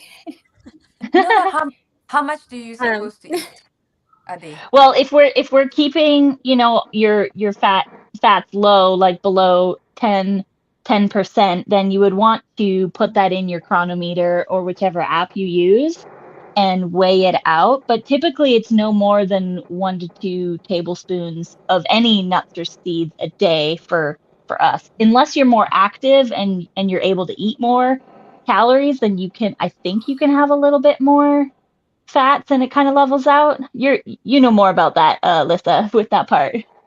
Right. Yeah. Like if you are eating, for example, if you're eating 1,200 calories a day, which none of us are doing that because that's way under eating. But if you're eating 1,200 calories, 10% is only 120 calories, which is roughly around like, I don't even know, like 13, 14 grams of fat a day. And 1 tablespoon of tahini is 9. So it adds up fast. But if you're eating 2,400 calories a day, like for example, like I am, then 10% is 240 calories from fat, which is more like 26 to 27 grams of fat. So the more calories that you eat, the more fat you can while still staying in that 10% range. So, you know, that's exactly true. The more active you are, the more food in general you're eating. So then, you know, the more fats you are, the more protein, the more fiber, the more everything. So it does work that way if you are eating enough. And I tend to eat more seeds than I do nuts. So I aim to have at least around 2 tablespoons a day. Sometimes, you know, you have the tahini in some of the salad dressings, but Lissa's dressings, they last me like 3, sometimes 4 days, and there's maybe 2 tablespoons total. So then I can add another tablespoon of pumpkin seeds, and then or 2, depending on what I have that day. Sometimes I'll have flax seeds, like, you know, some of the wraps have some chia seeds or flax seeds in it, but it's not a lot because it makes like 4 meals. So again, yeah, just keep that in mind when you're doing that. But I always have at least a tablespoon of the flax seeds, and I haven't found the black sesame seeds yet. Even though we were just at a world market, I should have been looking for them because I would rather, it's fresher and better because the oils won't go rancid if you make it yourself. If you can find raw black sesame seeds and then make it yourself. Terrasol has a really good black sesame seed that we do on Amazon. Black sesame from Terrasol. I will get the link for that. This is the one that we use. And it's really, really good. But I'll get it when I find it here. That's a good brand. They're organic too, right? Mm-hmm. Yeah. Sorry, I'm just reading things here as we're going on. I think we're all reading things too. We're like, this is all fascinating. So I tell you what was fascinating. So when I first went raw, I had been paleo, but then I went vegan, and yes, I had organs that were failing, and I went whole foods. But when I went raw, at that point, I had lost most of my hair, but any hair that was there was this horrible mousy brown color and had gray through it. And not fully gray, but there was gray through it, which was really distressing when like I started growing gray because I had been sick my whole life. And I'm like, what, now I get to get old? Like this is before I went raw. I was like, it was really traumatizing. I'm like, I missed like my youth type thing. And I went raw, and very, very quickly, not only did the gray disappear, but it went blonde. Like, and my blonde lightener is there as well. I was adding lemon to my hair, but even when I wasn't, it still was going. I was outdoors a lot too. It went so much lighter. And then I saw some doctors talking on how copper plays a huge role. All minerals play a huge role, but you can actually reverse gray if you can get the nutrients to the hair follicle and you haven't gone over 30% gray. They said it's very difficult when you get over a 30% gray mark. But if somebody's like not able to get it to the ends of their hair, so not saying that I don't have any, but to reverse the mess that was on my head was not only important, I guess, health-wise, but just important mentally for me to have a few more years where I wasn't, I felt like I didn't have like just instantly age. Like it literally for me, it happened instantly. Like it was like I looked at my hair and they were everywhere. And now it feels like it aging gracefully, where it's fine, they're coming up, but it's not like I wake up and I'm like, oh my God, I can't control this. Like it's happening at a what I would call a healthy pace now. Mm-hmm. So that was interesting. Yeah, and with the grays, like barbering and hairdressing for almost 10 years there, a lot of people say that, oh, it's because of my kids. And actually it kind of is. It's really dependent on your stress levels and how you can handle stress, and everybody has some sort of stress, and some things might stress you out more than it stresses somebody else out, or like what you were going through, Sky, with all of the surgeries and medications. Like your body was definitely having a time and was going through that. But once you went raw, you were finally healing, and it was in a stage of going backwards and not being as stressed anymore. And it's like, okay, I'm going to new growth. That's why a lot of new raw foodies, they're losing their hair. It's one, not enough foods, but two, it's a stressor because it's a big change, and they're changing. Like sometimes people just go all or nothing, and they're not used to maybe the extra fiber or the lifestyle, because sometimes people feel really like they have a hard time around other people that they used to enjoy certain foods with. So there's that extra stress, and you can lose hair from that, or they can change color. And yeah, I wanted to put that in there. My 2 cents of noticing that. So I'm glad that yours did reverse, and you are proof of that happening. Yeah, I have been on a bit of a hair journey, because when I first went on, I was doing more veggies, seeds, a few nuts, but predominantly the first year was more veggie, fruit, and then I went all fruit, and that's when I ended up in all sorts of issues, and I needed the minerals. And once I got minerals back in, not only did I got what you call like this, I don't know how well people can see this, but I had the like what I call traditional of what happens when you get a mineral loss, whether it's iron or whether it's a B12 or thyroid. Mine, I reckon, was thyroid, because there's just not enough iodine or selenium in fruits for me to have a healthy thyroid. So I grew it back, but then I lost it, and it was all thin. All my hair was thin. Then I not even by choice. A lot of what I do is what I'm called to do. I've said this before, is I did a lot of greens. I added back in nuts and seeds, which I hadn't had in 2 years. And then I added in sea moss gel, and my hair is like, I wish my hair was like this when I was little. I just can't believe. And it's what you work on, I feel, with raw foods is, when I first went on raw, I was working harder on not getting away from symptoms, and that meant for a period of time eat lighter. But now I'm definitely in the hormone, organ support, and hair, skin, and nails, because it really protects me. When they get weak, I get more mast cell activation as well. So I feel like, because I saw someone ask a question here about worrying about their hair loss, and I feel like, well, Lisa, you can probably talk on this. Marabella, you got hair. Kiko, you got hair. Ali, I assume you got hair. I can't see you. You're frozen there. I would say the top 2 things, like Ali was talking about, stress is one of the top reasons too.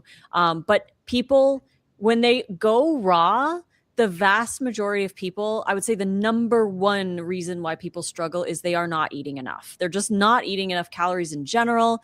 They fill up because raw food is very high in water and very high in fiber. So it stretches the stomach. So you get those stretch receptors that tell you, oh, hey, you filled the stomach, we're good. But because raw food is so low in calorie density, that we do get that stretch, but we're not getting enough calories. So we're not getting enough calories. We're not getting enough nutrition. We're not getting enough minerals. We're not getting enough protein. We're not getting enough fiber. Like, we're not getting enough of everything.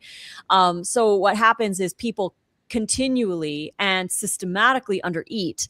And then when they get to a point where their body is just like, I can't anymore, like I need more minerals, the body stops, low priority things like hair. It'll also downregulate your metabolism. It'll shut down your hormones, because the body is smart. It's like, I'm not ready to make a baby when you're only eating 1,200 calories a day. Like, we don't even have enough to grow a baby. So the body will shut down certain things like hormones, hair growth, those kinds of things. And so people will lose more hair. But if you're eating enough and you're prioritizing minerals, like Sky said, you add those extra things in like Irish moss or what have you, you can have healthy hair. And I haven't colored my hair in, I think it's been like 2 years now. So everything up here is all, my roots are all natural color. I have a couple grays, but you know, I'm 47 almost, so I'll take a few. It's fine. And yeah, that Irish, that sea moss is very beneficial. I know some people don't like it so much, but it's kind of one of those things that has those hidden minerals that are really good for you. And if you've ever seen like surfers' hair, people that are out in the sunshine and in the ocean a lot, they get a lot of minerals from just being in the ocean and the sunshine. And some people just have like amazing hair. And yeah, the greens really help with that too. And then of course, you know, greens are have fat soluble nutrients. So having a little bit of those hair specific seeds, or if you still have a cycle and you sync your cycle with certain seeds that help with like your estrogen, your progesterone, and that kind of stuff, that can also really help too, because it helps balance it out. So then your stressors are not as intense, and yeah, it really helps. Yeah, the seed cycling, by the way, for those who are curious, I have a whole chapter in my Pause Please Perimenopause book that's part of the Ultimate Raw Vegan Bundle going on right now. So I do talk about the seed cycling. I'm glad you mentioned that, Ali. Oh, yay. Yes, please do. So I noticed that in fact, the best looking people I have seen on this planet are surfers, and these surfers are usually young in the water. I'm talking, these guys are in the water probably 8-9 hours a day. They probably come out, have 2 mouthfuls of food. Their whole priority is surfing. Because somebody asked me about my hair lightener, does it work on dark hair? And it does, but it doesn't. If you're fair, it's going to go blonde, but it's hair lightener, so it will just lighten it. It basically like alkalizes. I think it also, the acids are going to also take out some of the color in the hair. But you see some of these guys who are indigenous and they come out and their hair's white. Their skin is like the most incredible color. And, you know, they're very alkaline too, and they're literally absorbing minerals. And I also think there's something for water that's been running for billions of years over like rock, and it's been cycling with the sun cycle. Like you're literally getting like pure and like nature's energy through you as well. And that also I think drew me a lot when I was healing, to just be outdoors and by water all day. Like the healthiest, I said the best looking, I mean the best looking means that they're healthiest looking as well. Like they're just, you know, really healthy looking people who are outdoors all day and exercising, right? I have a thing on that too, Sky, with like you were saying, it's the water is flowing and it's actually living water. So there's you know, the rivers and streams and the ocean, it's constantly in movement. And for those that know of negative ions or earthing, it is very beneficial for you. It totally resets your nervous system. That's why they look so young, because they're constantly getting life from nature, from source. Yeah. And the sun is very healing. It can naturally, like I like your lemon hair lightener. I've done that before in the past. It's really good because it helps the sun naturally bleach your hair as a little booster. But yeah, being in that water and just being outside with the fresh air, the negative ions, that's why it's so important to get outside. It's really hard though if you're in the city and it's, you know, you have all the toxic air and the pollution and everything. It can be pretty hard, but the more that you surround yourself by nature, the more of that you'll get. And I have a little bit in my book about living water as well, because I add water to my smoothies. So I brought that up on a couple of my interviews, which I'll probably get into more with you with our interview later there, Sky. So I don't want to take time on this one. Yeah, but Lissa, I'm super excited to learn more. Like I've dabbled in with the seed cycling and I've kept lists about it, and I've learned a little bit, but not enough to really memorize it as much. So I'm glad to hear that you have it in your book. Yes, yes, yes. I totally wanted to include that because, during the perimenopause phase, we're still cycling. So you can do some things with the seed cycling to kind of like help your body out through it. So I wanted to include that just in case. And it also helps for maybe younger women who are reading it who want to inform themselves about this coming stage of life, and they can use the seed cycling for that too. But yeah, I wanted to include it for that reason. I just wanted to also ask, Marabella, you have incredible hair. What sort of things do you think, or do you notice things improve your hair? Have you always had that incredible hair? Oh, you're muted. I have very thick curly hair naturally, and I did notice I didn't notice at the time how much hair I was shedding. I noticed that, but it wasn't until a couple times ago, going to have my hair colored. And after she colored my hair, no hair came out on the brush at all. And I had started having more sea moss gel, and I started adding more protein, and it was a protein powder. It's pumpkin and sunflower seed powder, and adding like 1 or 2 scoops into my smoothies every day. I would have this smoothie every day and just load it up with the protein powder, the pumpkin seed, sunflower seed protein powder, greens, a green powder, fruit, sometimes coconut milk, sometimes just water. But I try to just pack it with as much minerals and protein as I possibly could do. And I would have that. And now when I brush my hair, hardly any hair comes out. It's so incredible. And I think my hair was shedding all my life. It shed so much I didn't even realize that I had a problem until it didn't. So I feel like adding in the sea moss and the extra protein really, really, really helped. Because I think all my life I've probably been a little deficient in things until going raw. Because going raw, I had to eat more in order to feel full and feel filled up. And then I knew that I needed to eat more anyway, just to get more nutrition. So I made that a huge priority. And it really showed in my hair and my nails. Amazing. That's actually really incredible. Thank you for sharing that. Maybe Marabella, Marabella and I, we did the podcast about the beauty routine of the skin face massage. So definitely check out. I mean, look at her. The face yoga. Share, the face yoga. You want to share how old you are, because I just cannot believe, and I forget every time. Yeah. I'm 56. I'm either 56 or 57. I'm stopping to keep track. Oh my gosh, no way! You look so good. For what? Unreal. Thank you. I know. And it's the green juice too. I know. I saw a huge change with the green juice, such a huge change. And I usually drink green juice every single day.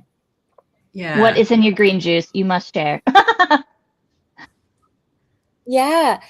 So usually bok choy or lettuce, or sometimes bok choy, lettuce, and spinach.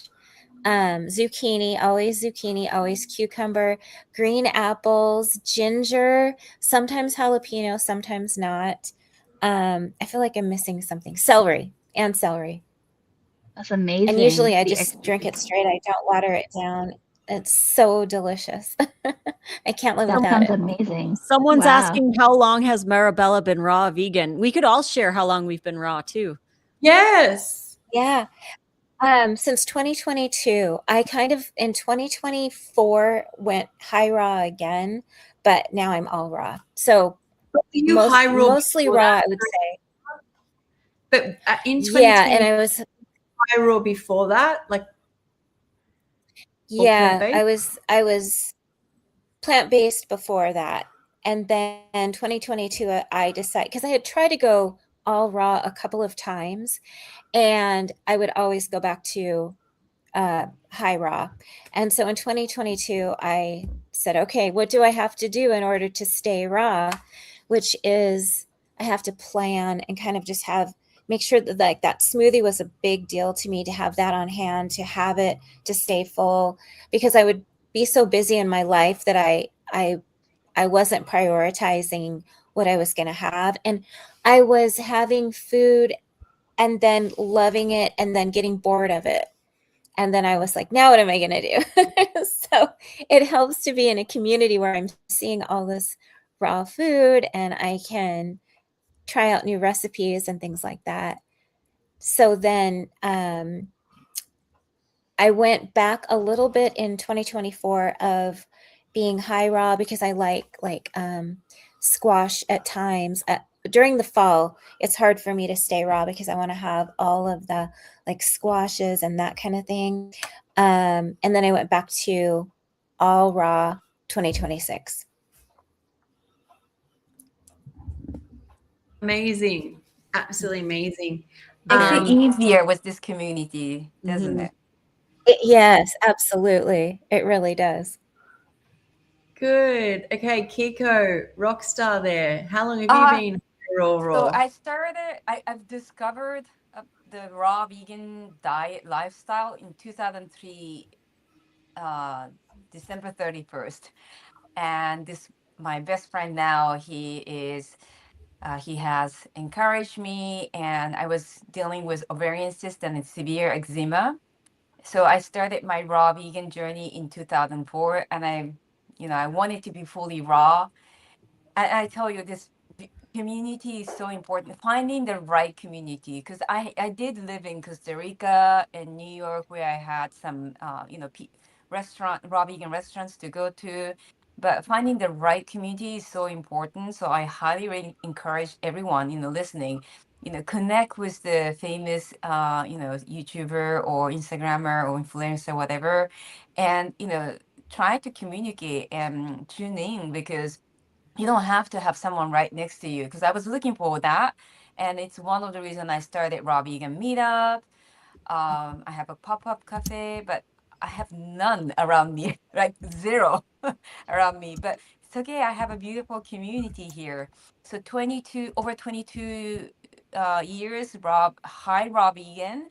But it's true that last 2 years, I'm just, by default, I am fully raw. I don't stick, I don't think about it. It's just my default is fully raw. That's a good place to be. Okay, Ali. Yeah, so I'd say about high raw for 10 years, and I was raw for 1 whole year, but I do try to do a couple months here and there. There was like, the community is great when people have like raw challenges, then it's so much easier, especially when it's a group and you're sharing your food every day, and then weekly doing calls and talking about, struggles and what you can find and everything. So I was able to do raw in the winter time, or the beginning of winter in December a couple of years ago, and since then it's been, up and down, mostly raw until we moved out into a camper last year. And then my husband actually went to go training in the Army for 6 months. So I was by myself with a not good blender, and the fridge was freezing half of my food. So I had to go to the grocery store every other day to be able to have fresh food. And my bananas were ripening so fast, and I have very little freezer space in that stand-up fridge freezer.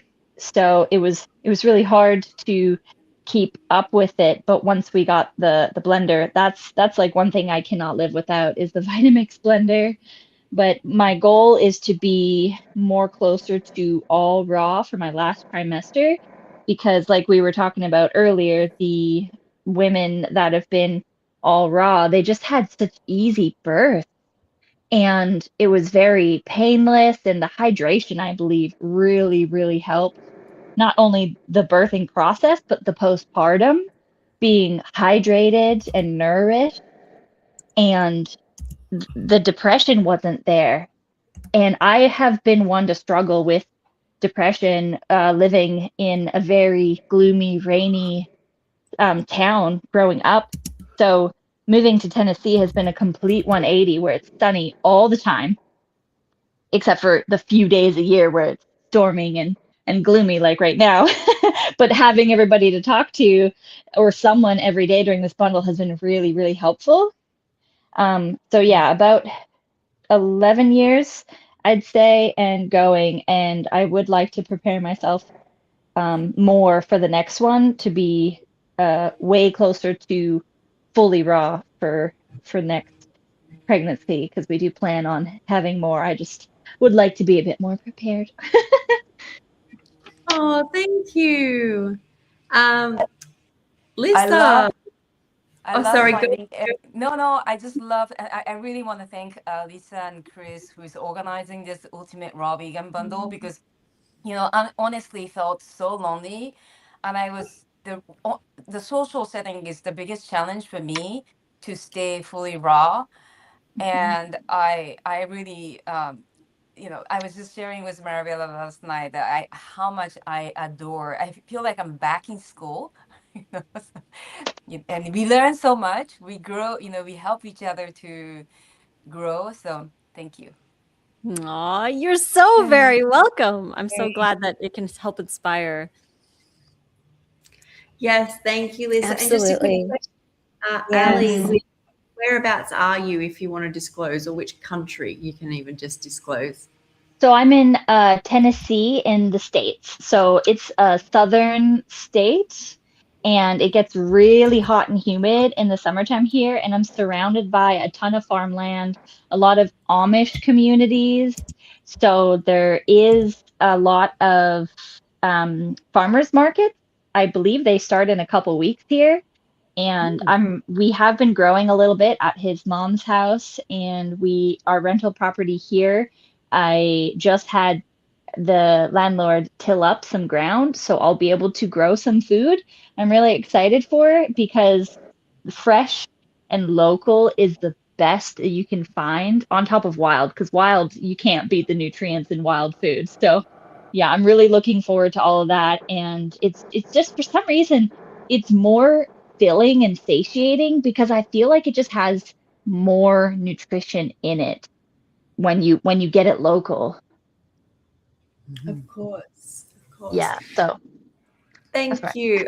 Okay, Lisa. Yes. So I have been fully raw since 2014. I went raw and I committed to it, and I haven't eaten anything other than raw food ever since. And I just really love it. It's like Kiko says, it's default. It's just, that's how it is. Yep. That's what I eat. And you know, the bundles are really cool because there's always new recipes, like all the recipes we've shown on this one. And we're always coming up with new stuff too. So there's so much to choose from. And then of course we have our favorites, our fallback 5, you know, the standard smoothies. We always make, like, we've been really making a lot of cranberry craze. That recipe is in Nate's Raw Recovery ebook.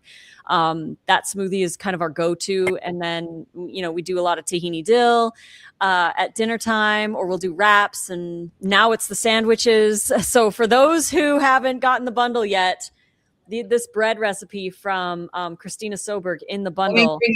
Show that bread again. Oh, Show yeah. Look at the bread, the raw. Look at that, guys. Yeah, it's good. So good. It's so good. Amazing. And I just had a sandwich for dinner. But yeah, so 2014, and I knew about raw since 2004 when I started, you know, I was 24 when I started learning about raw. And it took about 10 years for me to truly commit to it because I was always doing way too high fat, like way too high fat, and not enough produce in general. Like, I really didn't eat a lot of fruits and vegetables. It was mostly fats that I was eating, and I felt okay, but I wasn't feeling like amazing. So in 2014, that's when I did the low fat raw version, and I was eating enough. Finally, for the first time in my life, I was getting enough nutrients in, and it was so much easier to do. And so, yeah, it's been almost 12 years. It'll be 12 years in September.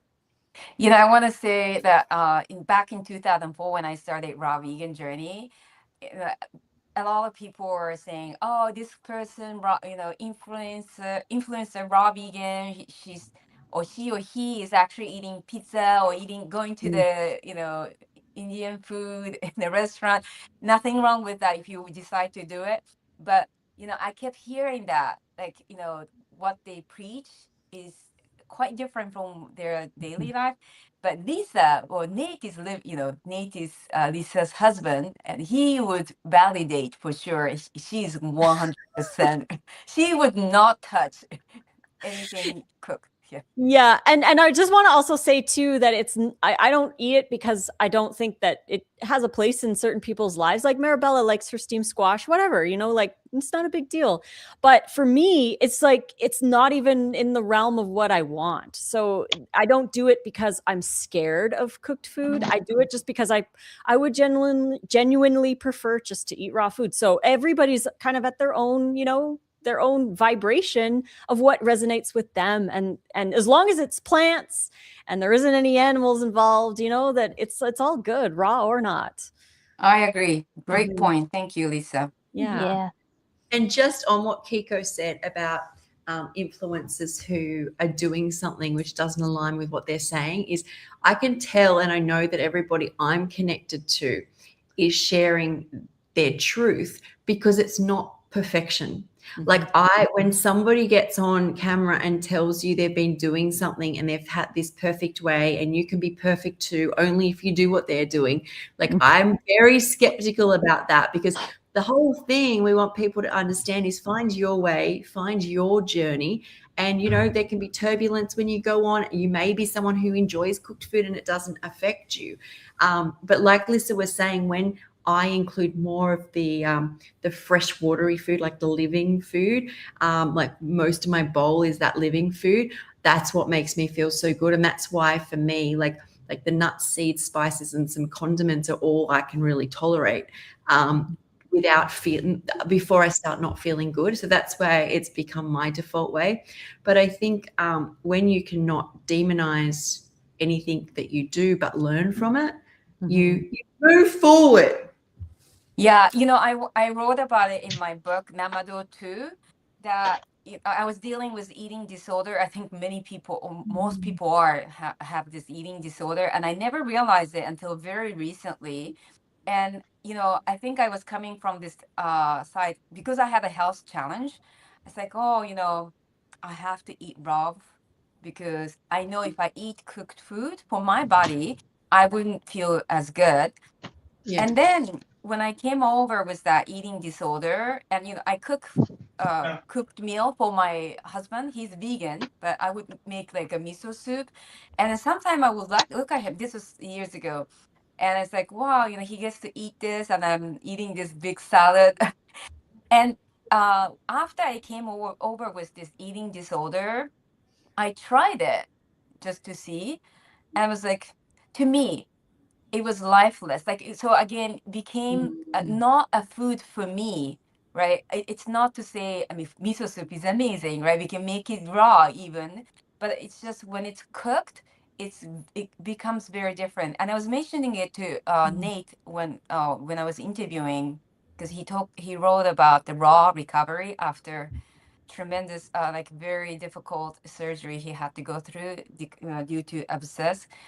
And when I eat cooked food, like, for example, coconut water, if it's in a bottle, if I drink it, I can feel like a film in my mouth. Because, but if I put the coconut water in a green smoothies, I feel clean after eating it. So anyway, that's something it bothers me. Like my teeth is always so clean with raw food. Yeah. I think that's my driving force. I've been I've been vegan for 7 years, and then there was all sorts of things going on in my life, but raw, 100% raw for 5 years this year, guys. 5 years. Yay! I love that. I can't believe that. That's amazing. When I started the bundle, I think I was a year and a half in, and now this year, 5 years. So unbelievable. Yeah. so much changes. So I'm very excited, very proud. I remember the first year going raw. Every day I was, well, the difference is like night and day. Well, it was for me. I was like so excited, but it was a real slow year. It was like feeling everything for the first time. Time really slowed down for me. And then all of a sudden it went, and it's gone fast. So yay. And we've gone over time now. So I'm going to wind this up. And I am going to say thank you, everybody, for joining. Thank you for bringing your beautiful recipes, ladies. And if you missed the start, have you got something there, Kiko? Can I bring you up on the screen, or is that a no? Because we want to see it. We want to see you. Okay, you can. You can. Yeah. Thanks, Lisa, for the cloud. Sorry, I don't remember the exact name. Cloud cupcake abo. It's. So I'm gonna freeze it. I'm sorry, it's not looking so pretty, but I have so much. Like, I don't know. Did I? I have all this. Oh, and wow. I'm gonna freeze it, and yeah, I'll share the end result. But I've been tasting it as I make it. It's so good. Like I know it's gonna come out excellent. So thank you, Lisa. You're so welcome. Yeah, that's my favorite recipe. Definitely that cloud cupcake. Avocado cacao cloud cupcakes. Oh yeah, and I want to say that Wait to the try overnight that. oats. What's this? Overnight Yeah. oats. Show us. Yep. The overnight oats by Lisa again. From her. Is that from the group collaboration again? That's from Make It Raw 5. Oh, Make It Raw. Yeah. Make It Raw 5. I don't usually eat something like this in the morning, but I'm almost done. So that was really good as well. Thank I you. love it. I love it. I love it. I'm so glad you enjoyed it. So guys, there's so many books, 32 contributions in this bundle. We've all got a book or books in this. It's only available for, what is it, 4 more days? Is it 4, 5? 5. Yeah. It'll end on Monday night, May 11th, PST. Yeah. And then you can't get the bundle again. And each of these books gets close to the price of just paying $50 right now and getting 32, including courses and group collaboration book, which actually has really excited me. I keep going, oh, look at this, I want to try this. So it's definitely worth checking out. I've put the link to buying this below, and I've put it next to each person's name. So just go support the creator you want to support during the bundle. And yeah, and there's more lives going on and things like that. So thanks again, guys. Thank you so much. Bye. Thank you. Have a good night.